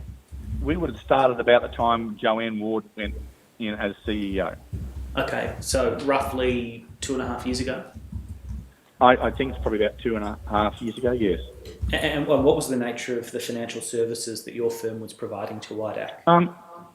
Originally, it started off as accounting assistance. It's come to be pretty much the finance team, along with helping out with some HR and some other matters that come up as they come up. Did any of that assistance involve auditing WIDAC's finances? No, we don't. That would be a complete conflict of interest. The actual auditors of WIDAC are Merit Partners, who are a Darwin-based firm, a well-known established accounting firm up here in Darwin. What you would be posing there would be totally contrary to our rules. When you say laws, you mean the corporation's Aboriginal and Torres Strait Islander? Yeah, that as well too. Yep, that plus the actual the accounting professions, both. Okay. Is your position remunerated? Yes, I am paid for acting as interim CEO. Yes. And apart from identifying an ongoing CEO, what is the nature of your day-to-day work as interim CEO? I outlined that in one of the questions. Effectively, I'm there as a contact. I'm there to help out with ground. There to help out when different managers have issues. The board members come to me on a regular basis, ring. Just to facilitate, I've met with the funding bodies to try and keep them in the loop of what's going on. Communication issue, to make decisions when decisions need to be made in terms of, or to assist with those decisions when they need to be made in terms of the ground operation. Can I ask you some questions about the board itself now? A number of financial documents, directors' reports, general reports are publicly available on the OREC website. Yep. They disclose that for the year ended 30 June 2021, WIDAC had 49 board members. You're aware of that? Yes, I am. Now, a number of those board members will be executive board members, executive directors. Yep. Do you know roughly how many of the 49 board members are executive directors? Approximately, there are 6 key executive board members. When they hold their meetings, though, that can extend to 13, in that you'll have some traditional owners come into that, along with some senior members that will come into it. So for the last executive board meeting, for example, there were 13 people present, but the executives probably about 6 people. In theory, any one of the 49 board members could attend a directors' meeting. Yes, they could. And vote on resolutions. Yes. What's quorum at a board meeting? The top of my head, I'm not sure what the quorum is. It's not a large number. If I suggested to you that quorum at your annual general meeting is 10% of the 144 members, would that sound about right for meetings of the board?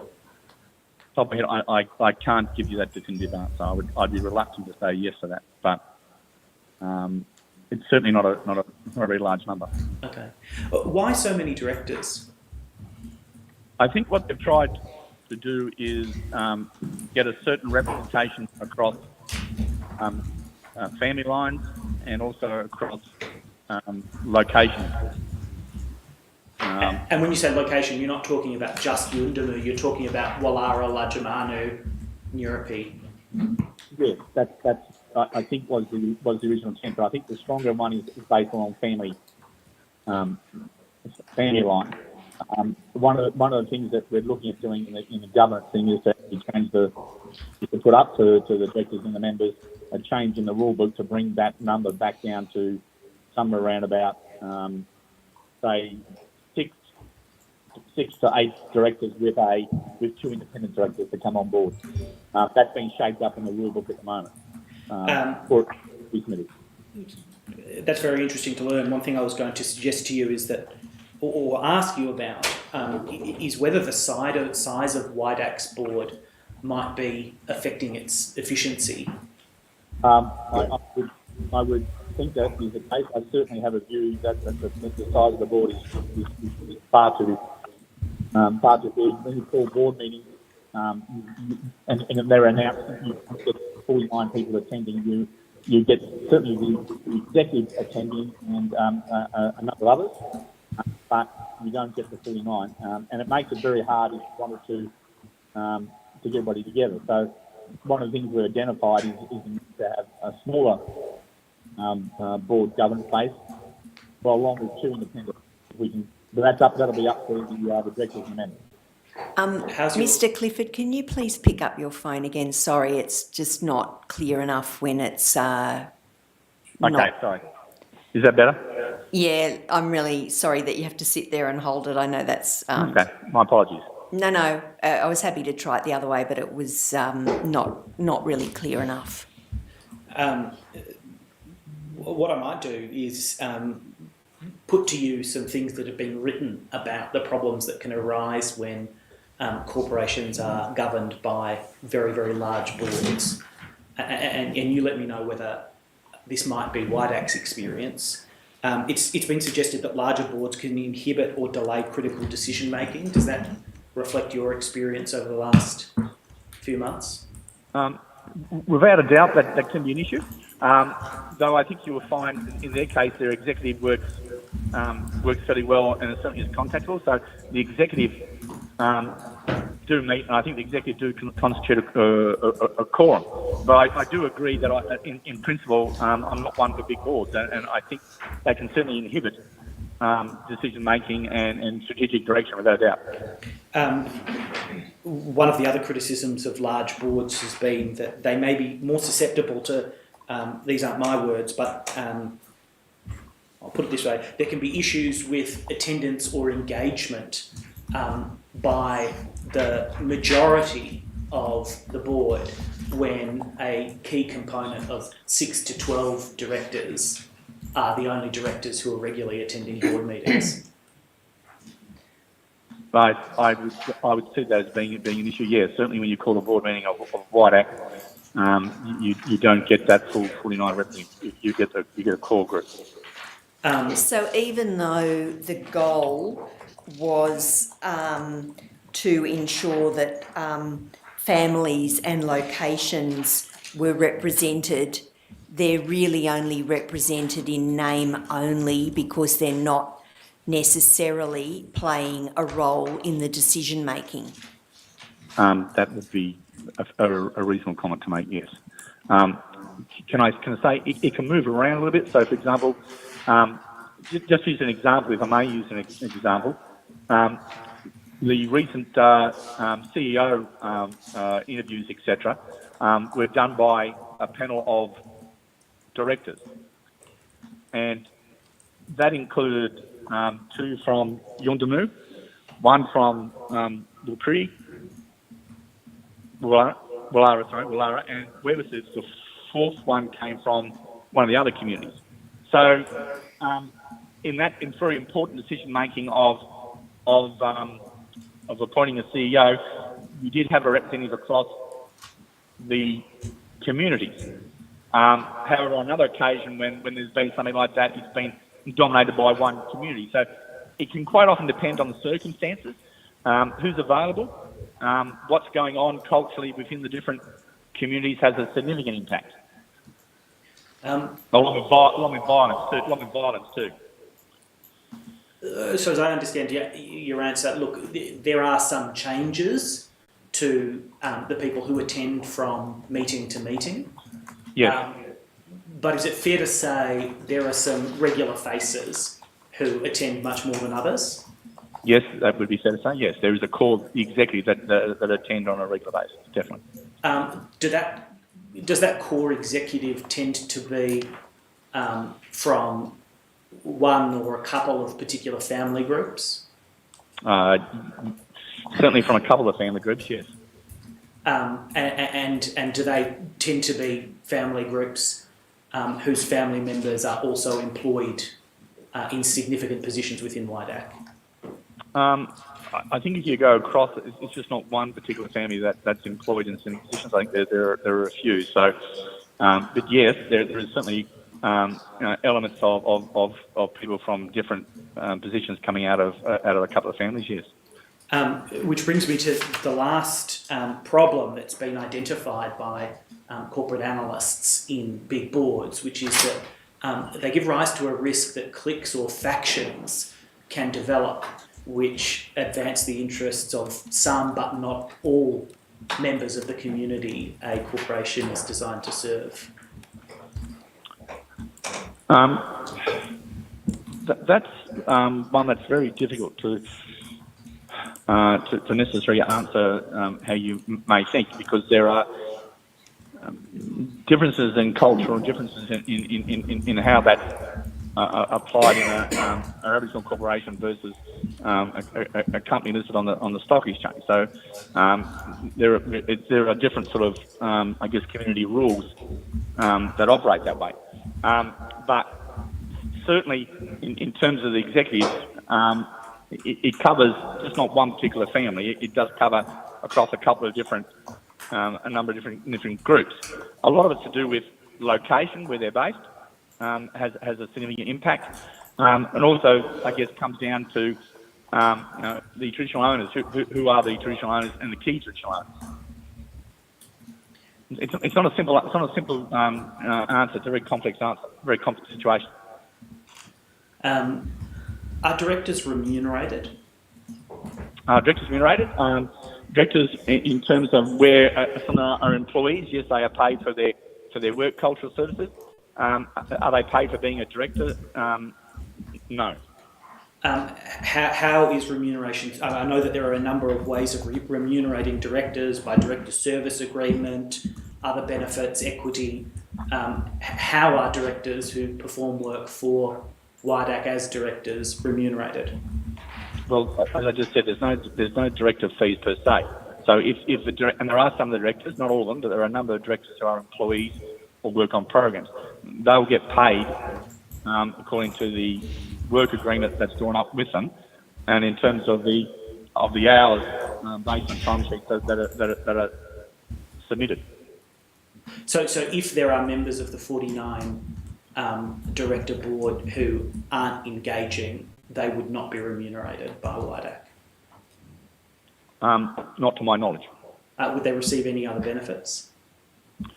Would they receive other benefits? There are various community services that WIDAC perform on behalf of the communities in terms of the family. So they would be more than likely benefits that are provided to a range of families. What about the gift or use of motor vehicles? Yep, certainly motor vehicles. So there's a couple of directors, e.g. one of our co-chairs who does have use of a motor vehicle when required. There are a couple of other directors who will apply for and will get use of it. There's a request that's made. There's a request that's made for that.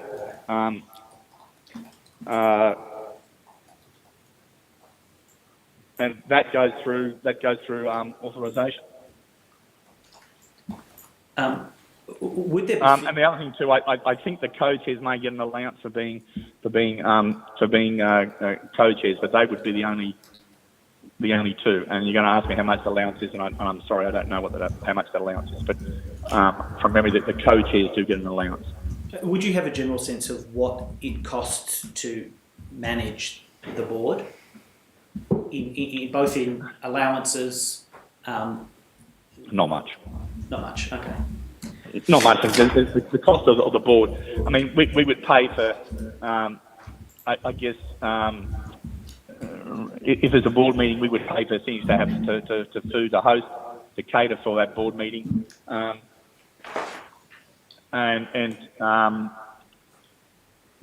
if there's any sort of travel cost that would be involved of reimbursing where appropriate. Quite often that involves allocating a motor vehicle or something like that. But the cost itself is minimal. One of the things that we would like to do is, as I said, to have two independents and then pay the independents director's fee. And I think as part of that rule book, there may be a move to see if sitting fees of some sort can be paid to directors to encourage attendance. And when you say independents, are you talking about independent board members who might not be members of the community of Yuendamu but have specialist experience in the management of corporations? Yes. Okay. Is that, as things stand, a gap in the board's current structure?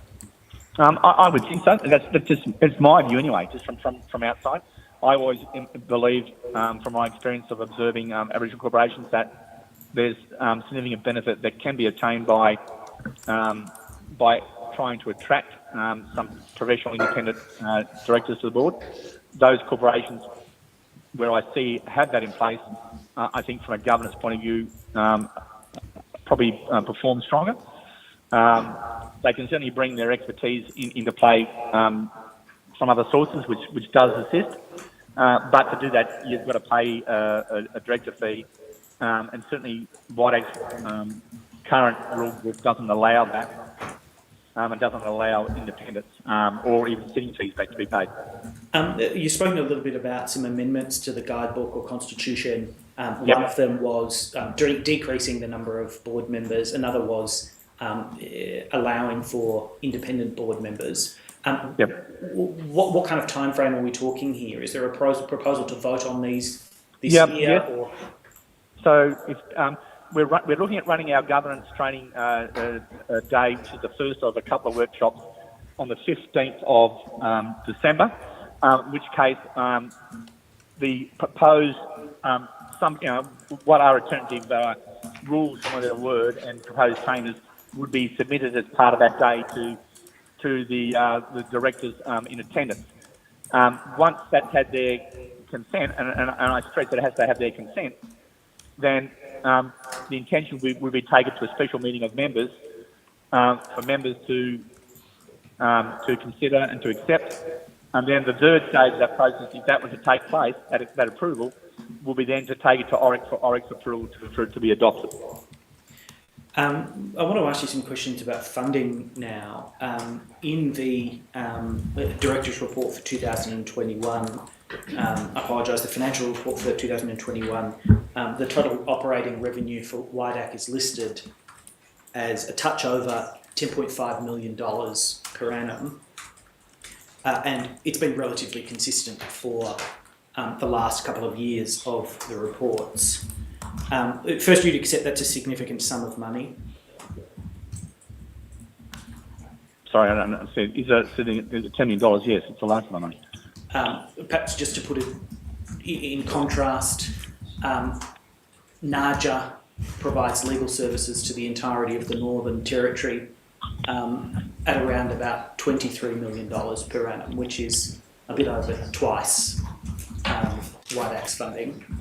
Yep. Now, the majority of your funding is by grant, correct? Yes, it's grant funding that comes in. Yes, it is how the corporation gets its money. Yep. I think that it was about $9.1 or $9.2 million for the 2021 financial year. Does that sound about right? Yeah, sounds about right. Yes. Who are your major funders? If you look at, I guess, the answers I submitted to the questions. I know that you've dealt with them in writing. I suppose I'm just trying to.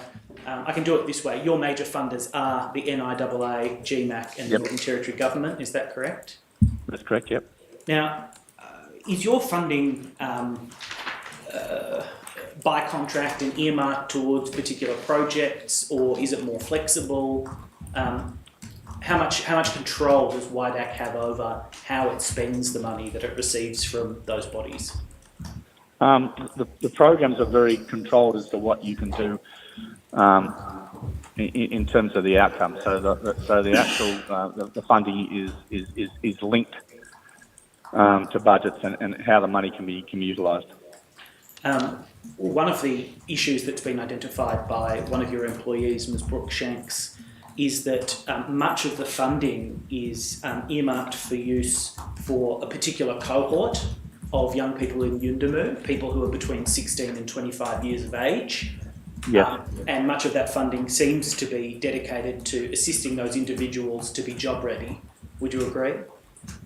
Certainly, it's earmarked to I guess what you would say segments, distinct areas.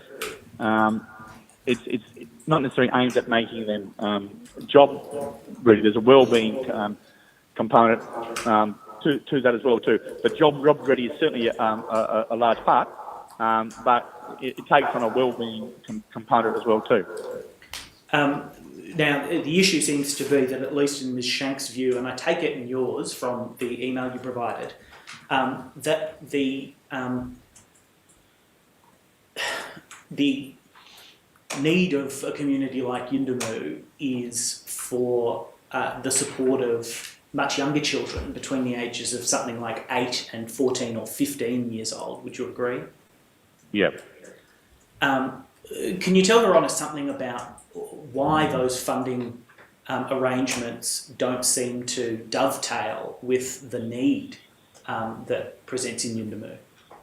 Can I say it's just not Yuendumu. I would take it across all four communities. In that the funding model that comes is quite often originating from outside of the communities. From my observation, with very specific focuses and goals. I don't, and this is just me, and by the way, I could be wrong here, but I'm not sure the people who design these funding programs actually have time to sit down within the communities and spend lengthy time in the communities to really understand what are the real social, economic, political, well-being issues that exist in each of the communities. And then, therefore, if I can say this, sort of in a short non-political sort of form, don't necessarily take into account the real issues, the real what they're facing, and therefore address those issues so as to be able to take the community forward in terms of change. I mean, I take it that what they need. the funders themselves might not have a good idea of what the community needs, but it is WIDAC's mission to identify need within communities like Yuendamu, is it not? I don't think it quite works that way. Yes, WIDAC can and has put forward various different arguments, etc.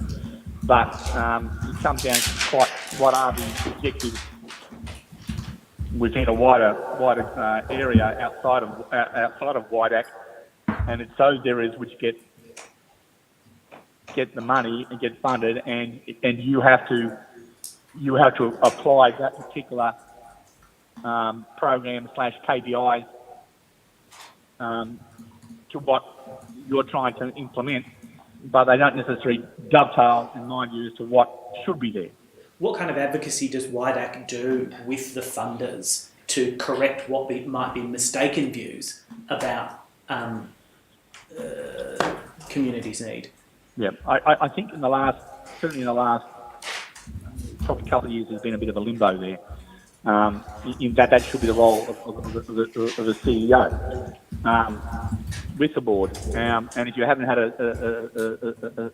CEO present embedded in the chair for at least 2 years, that makes it very, very difficult. So part of that advocacy that you're referring to has been lost and needs to be rekindled. Are those funding agreements publicly available? I don't believe that they are. I can ask that question to someone who's with me who may know that better than myself, but certainly the agreements we signed are all confidential, so I'm not sure. I don't think those agreements are public documents, but I may be wrong, but I don't believe so. Perhaps we'll let you confirm whether or not they're publicly available, and we'll make any necessary further request after you've had that opportunity. Yeah. But, can I ask you some specific questions about the funding for community safety and youth development? It sounded very much like, it sounded very much from Ms. Shanks like really no money or very little money was earmarked for use in that 8 to 14-year-old bracket, and that WIDAC was having to be creative to provide things like after-school activities and some limited services to that age bracket.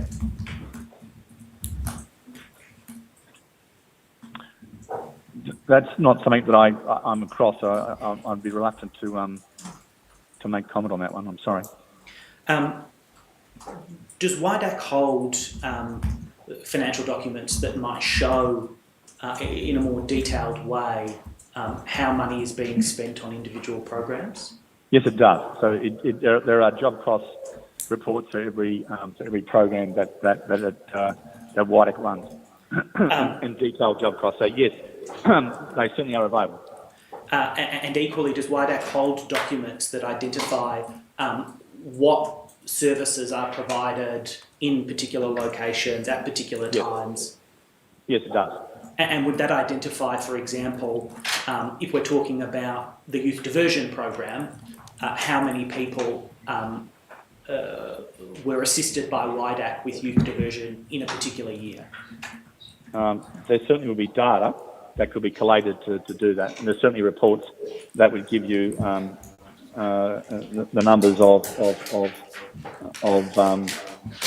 young people that are assisted in different programs. One of the programs I think that everyone is particularly interested in light of WIDAC's history is the Mount Theo program. Now, in your email, you indicate that the Mount Theo program is more than just the Mount Theo facility. Is that correct? Yeah, that's how it's certainly perceived within the management of WIDAC. Certainly how I would see it, and has been certainly within the, I guess the key executive directors is certainly how they would see it. How is the Mount Theo program, according to that broader definition, funded? It's funded across a number of different programs, which all have to interlock, which all have to service, I guess, as I call it, well-being. So you can't necessarily target or isolate, even though the programs are set up that way, an individual program by itself. In fact, you have to follow a group of young people, families across the whole program in terms of outcomes. So, do any of your funding contracts earmark money for use in the Mount Theo program specifically? if you're referring to the facility, there is some funding which is earmarked specifically for the facility. It's a much smaller component of that budget for, I guess, for the Mount Theo program as we think. But yes, there is a small component to the centre. How much is that small component per annum? Off the top of my head, I was guessing. I'm not willing to guess, so it's something I can come back on here. I know that you don't want to guess, but could you tell me whether it was in the 10,000s, 100,000s, $1 million?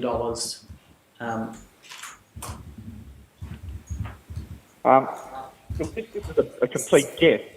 I'm guessing that it's probably something about 400,000 at the top of my head, but it's not necessarily a big budget component of the Mount Theo in total. But it's about $400,000, I think, from memory, which goes towards. That's a guess, by the way. That's a guess. And that's out of the annual budget, correct? That's out of the annual budget, yeah. Okay. Between July 2019 and September 2022, how many children have resided at Mount Theo? That's numbers that I would have to guess. I'm aware of 6 kids that have been there, certainly within the last year from memory. The last year, just slightly bit more, but there's been probably about 6 kids that have been out there. Since July of 2019? July 2019, since going back probably from about sometime in 21 to now. So about mid-July, sort of around area 21 to now. I can't give you the data prior to that because I'm not aware of it. I'd have to go with it. And did those 6 children go through Mount Theo comparatively recently? One went through them very recently. That person was there in September, middle of September, about the 14th, 15th September. And the balance of the 5, when were they at Mount Theo? I would have to go back and check, but my understanding is there's another 5 that it's sort of in that sort of mid 21 period through to now that went through at different times. And when you say went through, how many days can you say did they spend there? The most recent case spent 3 weeks there. And the other 5? I'm sorry, that I don't know. Is that the kind of detail that might be in the documents we were speaking about just a moment ago? Yes, that sort of detail certainly would be there, and Brooks certainly, and another of our managers would be able to dig that out. Is it possible that between July 2019 and about July 2021, that no children were at Mount Theo? It's quite possible. In that, if you look at the comments I made in some of those questions, is that the facility was at the request of the community closed for a little bit of period of time due to the events for a couple of events. One was the death of a significant traditional owner whose funeral was at the time of this what this inquiry deals with. That was Kumanjayi Walker. Yep. And coming out of that, plus along with what happened, the traditional owners who where Mount Theo comes under, my understanding gave a direction that they wanted the location closed for a period of time. And then the person who was who actually ran that facility, along with part of other parts of that total program, I guess was traumatised by what took place, and also resigned, and they lost a key person who was largely responsible for that area facility. The executive directors are looking at re-engaging that person. I know they're in talks with that person to have that person back on board, because while that person was there, apparently Mount Theo was operating, the facility was operating extremely well. So they're trying to re-engage that person. And I understand that there is some success for that. So for those 2 years when no children were at Mount Theo, what was that $800,000 spent on? It would have been shown as being unspent funding. Pardon? It would have been treated as unspent funding within the actual organisation. So we have to acquit on the programs how the money is used, and if the money's not used, then it would be shown as being unspent. I see. And then what becomes of the unspent funding? Sorry? And what becomes of the unspent funding? Is it returned to the funding body, or can it be...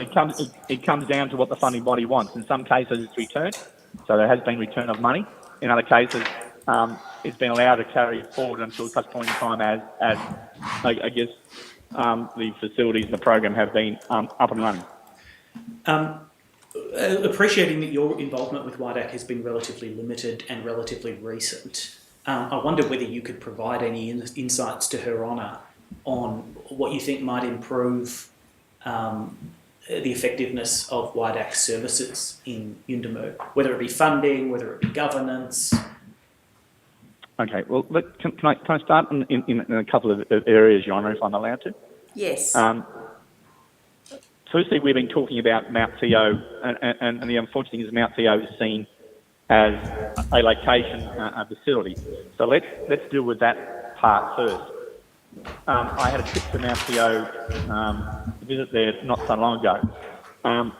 The actual facilities out there, they need some considerable capital expenditure, in my view, to bring that location up to what it needs to do to be able to run, in today's situation, a program with young people, engaging with young people in such an environment.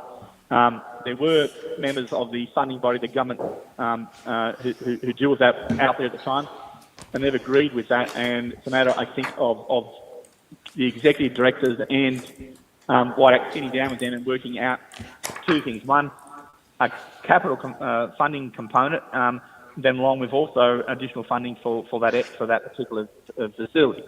So certainly, to run it properly, it is underfunded, and the facilities they need some work on. That's part of it. The second part of it is take Mount Theo, so people understand that Mount Theo, as a concept, has grown beyond a location in that it should deal with the well-being of youth at the different communities. Just not one community, but all four communities. So at the moment, they're seen by certain people a viewpoint that Mount Theo is for Yuendamu, and Yuendamu people only. It's more than that. But there are cultural issues you have to address in that. But it means potentially having a facility, having a place where youth from other communities can go to. So the funding has to cover that, but it also has to cover what I call a well-being, where you take youth who are, there are issues going on in the community, and take them and progress them beyond a 3-week, and let's call it a camp. That is the wrong word, and I apologise for that, and my head's struggling to think of the right word. But to take them from that very 3-week, where they go out there for 3 weeks, and then they come back into the community. And then once you're back in the community, you're probably back to where the problems are still, and therefore it's got to take them beyond that. So the actual funding is to look at, yes, a well-being program that transgress from a certain age up to beyond that age group, and deals with a whole range of things, from education to sport to all the problems that exist, the drug, alcohol problems that exist within the community. So it has to address the violence. It has to address all those. And at the moment, the funding models that you get, you've got to go out and you've got to beg for them, and they're little components that deal with this part of the puzzle, with KPIs that are set for this part of the puzzle, but don't necessarily address the total issue. So for me, what's wanted is a funding program that deals with everything rolled into it. And it's a wellbeing funding program that the community can sit down with government and get the appropriate funding levels, can work with government, and that it's not restrictive. At the moment, it's very restrictive as I see it. It's very legislative. You've got to go through all these acquittal, all these legal processes, which take up a large volume of money. So somehow you've got to be able to free up that process to make it easier for the communities. I'm not saying no regulation, but I'm just saying just easier. So that money can be used as I believe how it should be used in terms of the well-being of the youth and community. But it has to be a total package that covers that spectrum from youth right through into young adult, and addresses the issues that are going on within those communities, and not one community but 4 communities at the same time. If the funding was allocated to or earmarked for different projects, or there was greater flexibility in the use that you could make of the funding, do you think that the funding levels would be sufficient to provide services in Yuendamu and surrounding communities? No, I not based on current levels. No, and I know you said that was a large amount, but what some of the things you're not factoring in is a couple of things. So, for example, let's just take one component. If you have staff out on those communities, you've got to provide housing for them. That housing is not a cheap exercise. The housing it needs to be brought up to scratch a number of areas with a lot of repairs and maintenance. We constantly have, on a regular basis, a daily basis, breaking of all our staff houses with property damaged, property stolen, cars smashed, etc. So you've got this constant security maintenance issue, which is quite significant, along with the housing component. Sorry? Or I mean, just to put some dollar figures on those issues, in 2021, WIDAC spent approximately $250,000 on housing allocation costs and another $273,000 on repairs and maintenance expenses. They're the types of expenses you're talking about? Yes, we are. But I think you'll find that that has significantly grown. I think that it costs us per annum approximately, say about $21,000, $22,000 per house for repairs, and that's about to go more. That's based on some security measures we've just had to install. Like two of our houses, we're currently putting in some security frames of about $15,000 each. That's $30,000 just for 2 houses, just on one area. And your funding budgets don't cover that. You're not allowed to use your funding budgets for that sort of stuff. And then you then go into the next area where you've got to attract and keep staff, and the funding levels we get don't allow you to necessarily compete in the market. And then when you start adding all the areas of living, issues of living in a remote area with all the issues that exist, it becomes very hard to keep those staff. You mentioned a significant turnover. That's one of the costs, and you can't compete with the salary levels that got to exist. Like, for example, for us to get a decent CEO, the cost structure is a little bit outside of the money that we can necessarily afford. So you've got those issues that exist. Then you have your motor vehicles, then you have just the administration side of running WIDAC is quite significant. The insurance side of it is significantly expensive and has gone up with all the issues that we're having. What about motor vehicle expenses?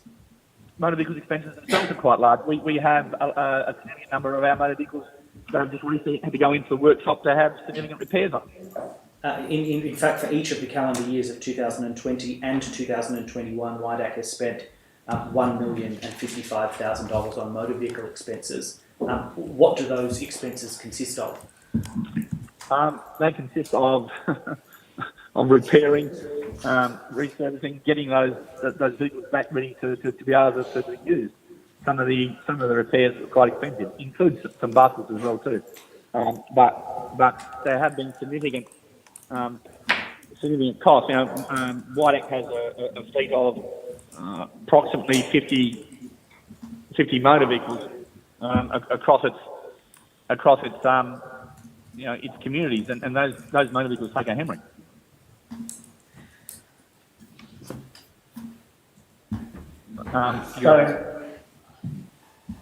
And that's just before you start getting into some of the other areas. So, but yeah, there's some of the problems that we're facing. And when you talk to funders about, okay, these admin costs, particularly housing, for example, has got to be allocated across the program, they say it's a corporate.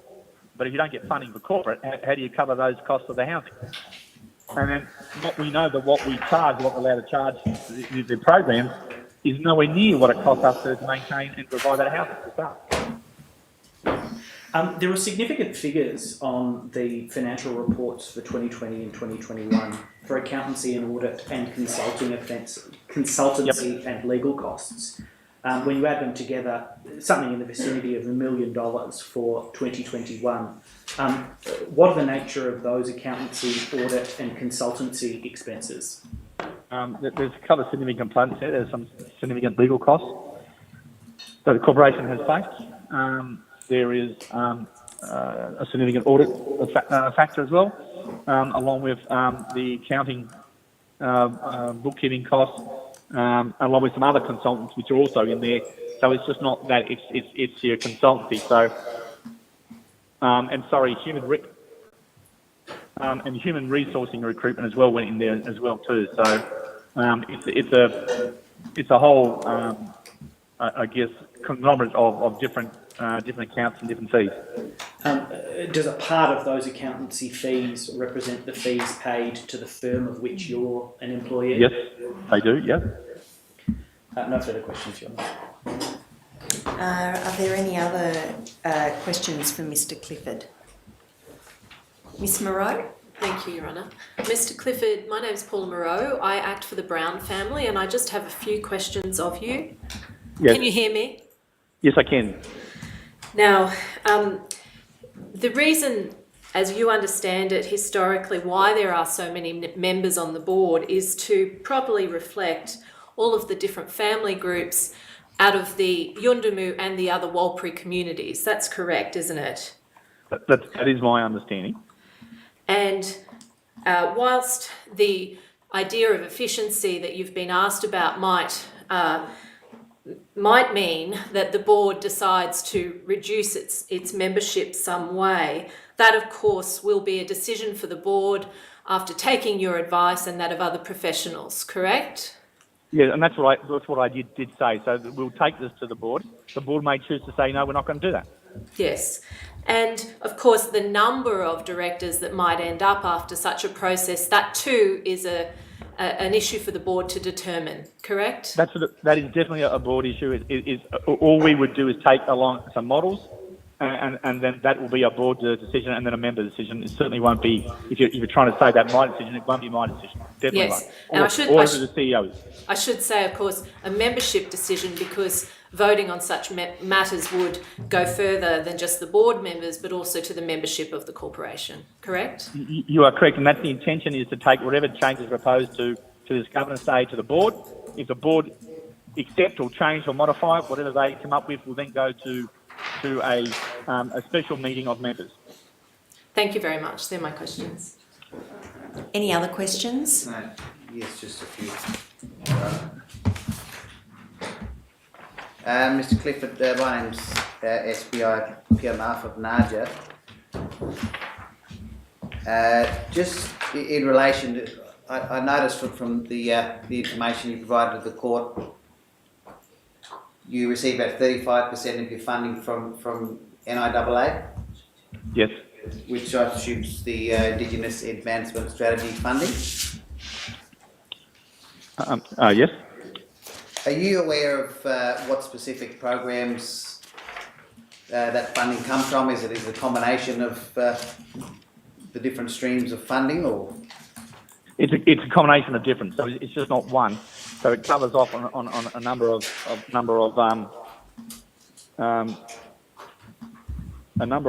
components. So, for example, children and schooling, safety and wellbeing, I assume maybe some of the streams. Yeah. It also Mount TO comes under there as well too. Right. Have you experienced any issues, taking into account the limited time you've had involved with WIDAC, but are there any issues with the flexibility or the way in which that funding is attributed to you? Can I say, out of all the funding bodies I've had to deal with, the NIAA are without a doubt clearly ahead of everybody else. They adopt a cooperative approach in terms of working. You can call them up, sit down. So they are flexible and in terms of working with you, in terms of trying to get the outcomes. I mean, they have a certain model of outcomes, without a doubt, but at the same time, they are happy to and want to talk to the community and the directors. The Mount TO facility is one example of that. Right. There are others, and I wish, quite frankly, that the other bodies had the same sort of, I call it well-being approach, overall total concept approach. So I certainly have high praise for them and their staff that I've had to deal with. Right. Are you aware of whether you get any specific funding, given there's issues with employment in Yunnamoo and other communities that WIDAC serves? Is there any funding provided through their jobs and economy funding program stream that you're aware of? Look, that has been suggested as a potential area, the economic and wellbeing program. It requires us, WIDAC, to sit down with them and do some planning. It's part of I guess an arrangement that we're trying to set up with components of them to develop a couple of areas, one of which is that, and the other is, as I said, the Mount TO facility. So youth diversion also at the moment, we have a funding package concept that's with them to consider as well too. And if that comes off, then that will be a big help within those communities. Right. And that'll be and that package is aimed at all 4 communities, not one.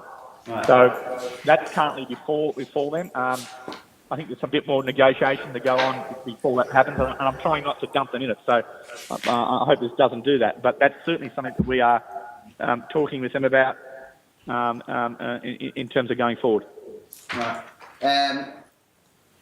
And I know from the information provided, you are currently delivering youth diversion services. Is that something funded through the NT government funding? The youth diversion services is funded through the NTG, so it's funded through the NTG government, yes. Right. But we're looking to try and, if we can, as I said, we need to actually expand that. Sorry, what was I just missed your last. So to us, what we need to do, that particular funding area is something that we need to actually, we need to increase the funding coming to that, because the funding that comes from there is a much smaller component of WIDAC's budget. Joanne Ward, before she left, did up these slides which showed how much the NT government contribute towards WIDAC, and it was kind of like 3%. So 3% of its total funding came from the NTG, which is not enough, and it needs to be a lot more. So that's an area that certainly any new CEO has to take on board and to advocate. One of the things I was trying to get up and running in my first interim CEO was to have consult develop with us an overall budget program to take to the NT government. That didn't get taken forward under Michael, but I think it's an important advocacy aspect that needs to happen to actually increase the involvement of the NTG in these areas in terms of the work that's done. Right. And you've commented that NIAA are quite helpful. I forget the word you use, but they have. They're very supportive. They're very supportive. Right. Understand. What's your experience with discussing funding opportunities and flexibility in funding arrangements with NT government? Look, I've had very little contact, so that's very unfair, and that could be on me, not necessarily on the situation. It's a time factor, but certainly in discussions that I've had with members of departments from that, they certainly have been supportive. So I think it's a matter, as I said, you need to have that very strong advocacy, which is taken on board by a strong CEO and by the executive to actually engage with the NTG. But at the same time, I haven't seen the NTG falling over backwards to assist either. Right. You just in relation to youth diversion, are you aware of the sort of numbers of young people going through diversion and whether that's through court-based referrals or police-based referrals for diversion? Is that the sort of information that you have at hand or you're aware of? Look, the information will be there. It's a matter of seeking it out and looking at it. Certainly, in terms of the work that's done in terms of the support of young people, there are numbers there that come to the different programs that are run of an afternoon and evening. So we can certainly provide that. And then in terms of going through into diversions, there's a team which is headed up by RASIS, which is certainly has case numbers of dealing with specific individuals and families, and which deal with sort of mental health issues along with advocacy issues that are happening in terms of issues in the communities. But can I say that's an area to me that, from our point of view, I think is understaffed in terms of people with the appropriate skill level, which is not necessarily a reflection of White Act, it's a reflection of the funding levels that it has been able to attract. If they had more funding and better funding programs in that area, it is my view that they would be able to certainly attract the right people and to be able to do more work with in that area. Right. And the challenges of yourself or White Act attracting staff, I suppose you have a combination of qualified staff that or challenges of getting qualified staff that aren't necessarily local people but have skills in counselling, youth work, etc. The main, I'm just wondering at the main challenges of staffing for both those people, which I assume is housing, but as well as local Wallaby people in the community and what the different challenges are in to that. Firstly, you've got to get the right qualified people. Those people also have to have an understanding of working in remote and in First Nation communities. They have to have experience, culturally experience. At least my view, it helps. So what in trying to attract those is competing on a national market with probably not as many players as you may think. Is there more that can be done to upskill and build the capacity of local people to fill those roles? Yes, there is. There is work that can be done, but you've got to have the right to do that, you've got to have the right qualified people, the right people to be mentors to bring those people along. It's kind of like a chicken and egg type thing. So you've got to get the right people there, and then you've got to have the right skill set to be able to train, to mentor. Certainly, a component of it is that you've got to have those very highly qualified, motivated people. Underneath that, you then need a team which is a mixture of local, outside, that they can then develop, train, and bring along. And that's part of the gap that exists, I think, at the moment in any of the teams. Right. I'm not sure if I've answered your question, but sort of. We've heard yesterday of some local young people that attend boarding school interstate. I think there was a relationship with a school in Cairns. Assuming some very bright and motivated, dedicated young people graduate in the next year or so, do you have the ability, in relation to how you're funded, to, for example, seize that opportunity and provide someone like that with a traineeship or a scholarship to ultimately fill some of these roles that you would otherwise have to attract people from elsewhere for? We would certainly would love to be able to attract and to utilise those people, those young people. It would matter of, I think, having to get the funding model changed a little bit. So for example, in some programs, we're only funded for 0.5 of a person. So that's very hard to take on board a young person and develop and take them through. It's a funding program only allows you to fund 0.5. So there are some changes that definitely, as I've said, would have to be made to that in order to be able to attract. But where we could, certainly WADAC would love to be able to utilise, in my view anyway, I'm speaking on behalf of the board and shouldn't, but in my view, the WADAC certainly would love to be able to take on board those future leaders and to see that they progress and develop. And so what you'd need is more than the ability of a 0.5 FBT or 0.5. You really need to fund full-time roles, but also the ability to have a full-time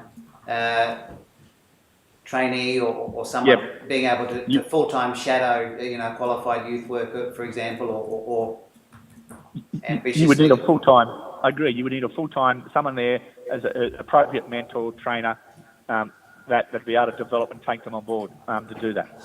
And we've had a couple of those, but one or two of them have left us recently. Right. And from your perspective, in the longer term, that would pay for itself. It would be worth the investment from NPG or NIAA or whoever else is listening. It would be, yes, it would be a significant investment, but in terms of the wins for the organisation and for the community, it would be massive, without a doubt. It would be a significant venture to implement and undertake. It'd be so important. Right. But again, perhaps the services that are letting you down would include, the issues with housing, for example, having. Yeah, without doubt. Right. And similarly, you talked of the challenges of young people attending, for example, the residential program at Mount Theo, just on that issue of housing, and a number of the other social issues. Do you experience that as a challenge of the fact that young people attend those programs, and then there's challenges for WIDAC in addressing the underlying issues with housing and territory families and education and other services? I think they're the underlying causes, and you're not necessarily able to or empowered or funded to be able to go down those areas. To me, it's a matter of ensuring that if it's WIDAC or any service provider there is actually working in with the community and with the other service providers in that area, e.g. the schools, e.g. the police, e.g.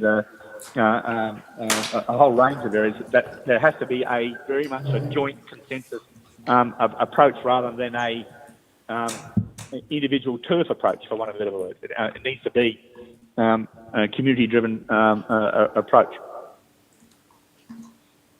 The other thing too, if I may add, that you mentioned about attracting young people to work, is that at the end of the night or the end of the say on a Friday, when they finish, what do they do with their time and services? How do they spend their time? I guess socialising and relaxing, and that's really a hard concept that has to be somehow looked at as well too. And just on that point, we've heard from people employed in government, including police and health and education staff, I believe, they are built into their funding toil or foil, or the ability to have some respite and if need be, whether they're Indigenous or non-Indigenous employees, have time off, travel into Alice Springs, for example. Yeah. And is that something you're able to build into your funding model for Not under current funding models, no. Is that something that, again, would require advocacy from the CEO to look at the value of that and building that into how you funded through NIAA and others to be competitive as an employer? Look, going forward, I think you're right. You've got to have this, as I said, this total concept of a wellbeing funding package, and part of that is, in terms of the staff point of view, is to how you train, how you keep, how you develop, how you provide for staff, and part of that has to be a respite. Now, one of the things that WIDAC does have, and it comes out of the corporate budget, is there is an apartment in Alice Springs that we rent, that we do make available to staff when they go into Alice Springs. So if they're going to Alice Springs, they will ask for, and if they're going in, say, initially to do some work stuff, then we'll say, yeah, sure, make use of the apartment for the weekend, etc. All right, so that's part of some relief that we can do, but it's not enough. Right.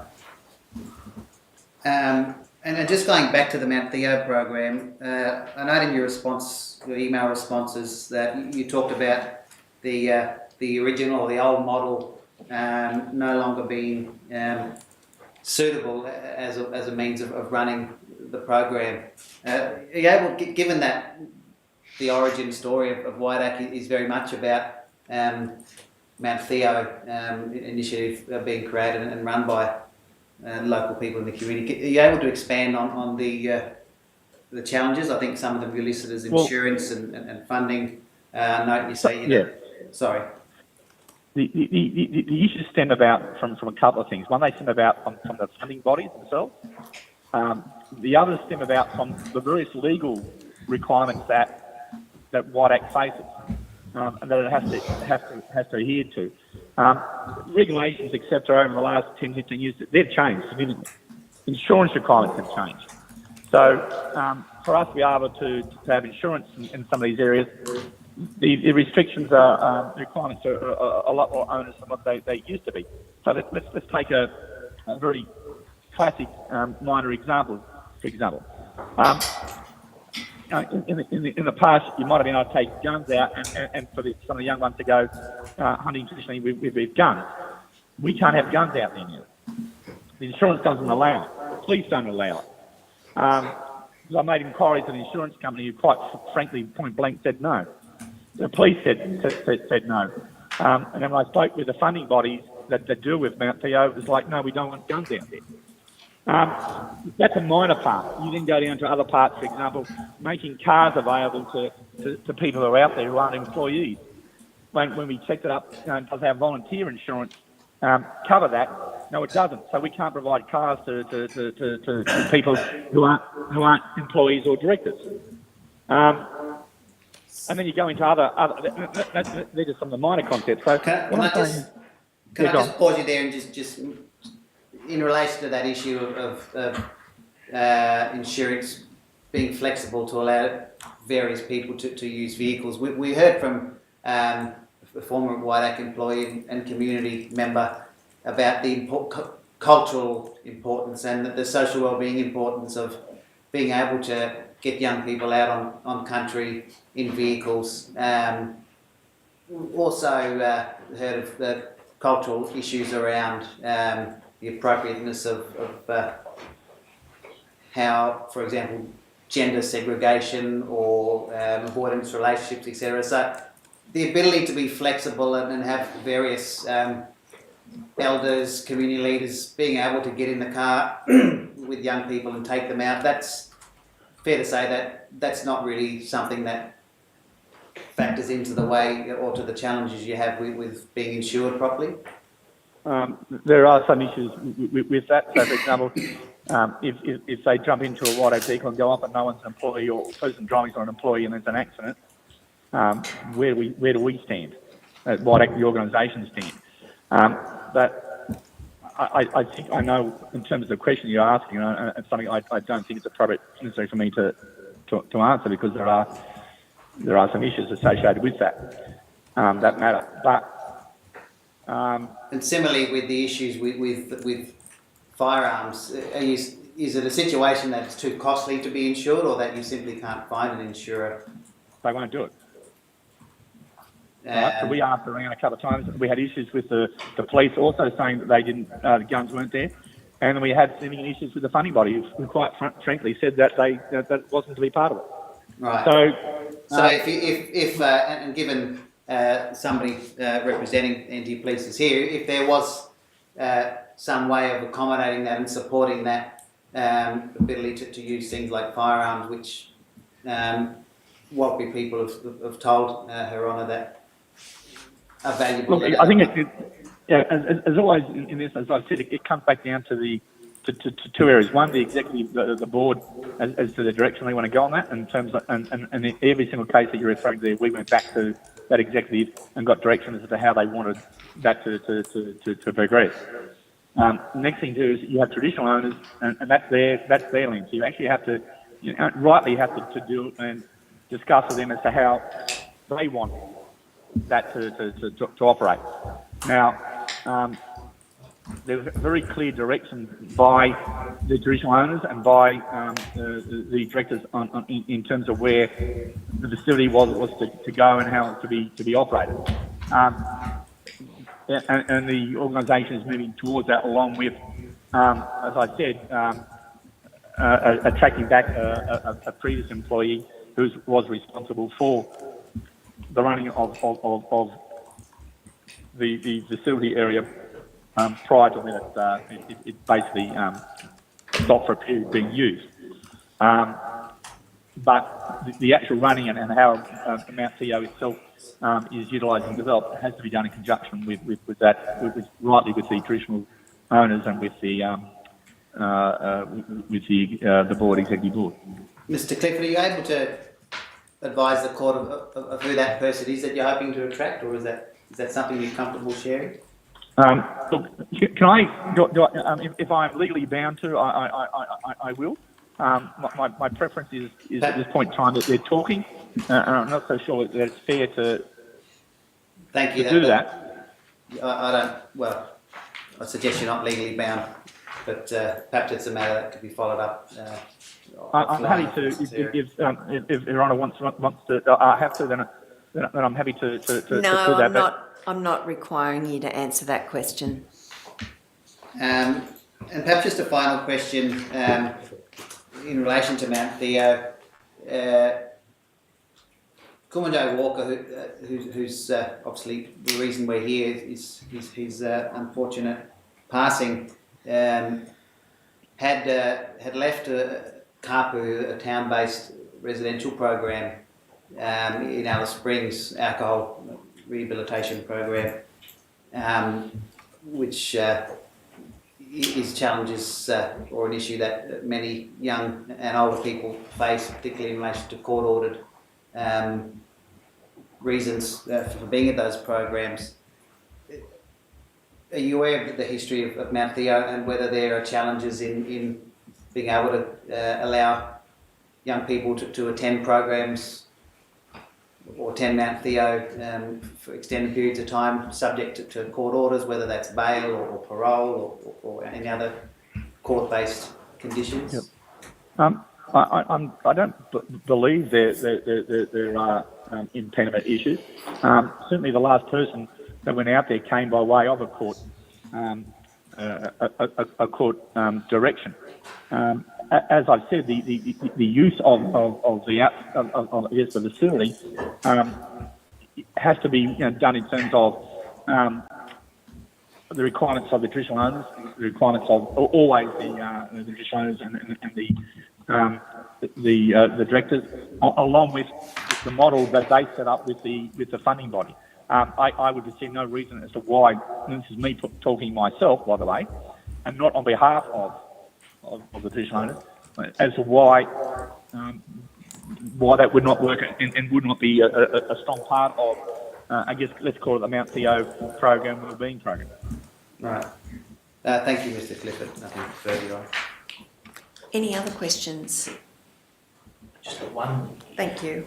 You talked a little bit about the staff turnover, and I wondered whether there were some staff who have since departed WIDAC who, in your opinion, were particularly valuable, and whose departure has been a particular loss to WIDAC. Yeah, there are a couple. There are a couple. There's one in particular who's just leaving. That down the track, if it was mentored properly, could be a valuable executive, a valuable even potential CEO. But it's early days yet. But certainly that person had the right ethics, had the right desires. That person could have, if mentored properly, could have been a formidable asset. There are others. A former manager in that diversion area, she left just at the start of my, I guess, second gig as interim CEO. That person is sorely missed. That person was one of those ones who I referred to had amazing skill set, amazing cultural understanding, working with communities, and also was a fabulous mentor. Now, we lost that person. We're just losing someone who, in my view, in a year or two's time, could be exactly the same way, along with other staff. So, yes, we are losing people who you don't want to lose because there's so much gone into developing, but more so they have an amazing talent base and to bring to the community what the community needs. Those are my questions, Your Honour. Again, thank you very much, Mr. Clifford, for making yourself available. I think sharing some of your frustration, probably tempered considerably for the purposes of these proceedings, in relation to the difficulties that are experienced, and also sharing some of the successes and desired aspirations for WIDAC. So thank you again. Thank you, Your Honour. I guess, as I said, I was happy to assist where I can. Thank you. All right. Thank you. Right, bye. So that completes our evidence for today. We've got one witness for tomorrow, 9:30 a.m. And then that will conclude our proceedings for this year.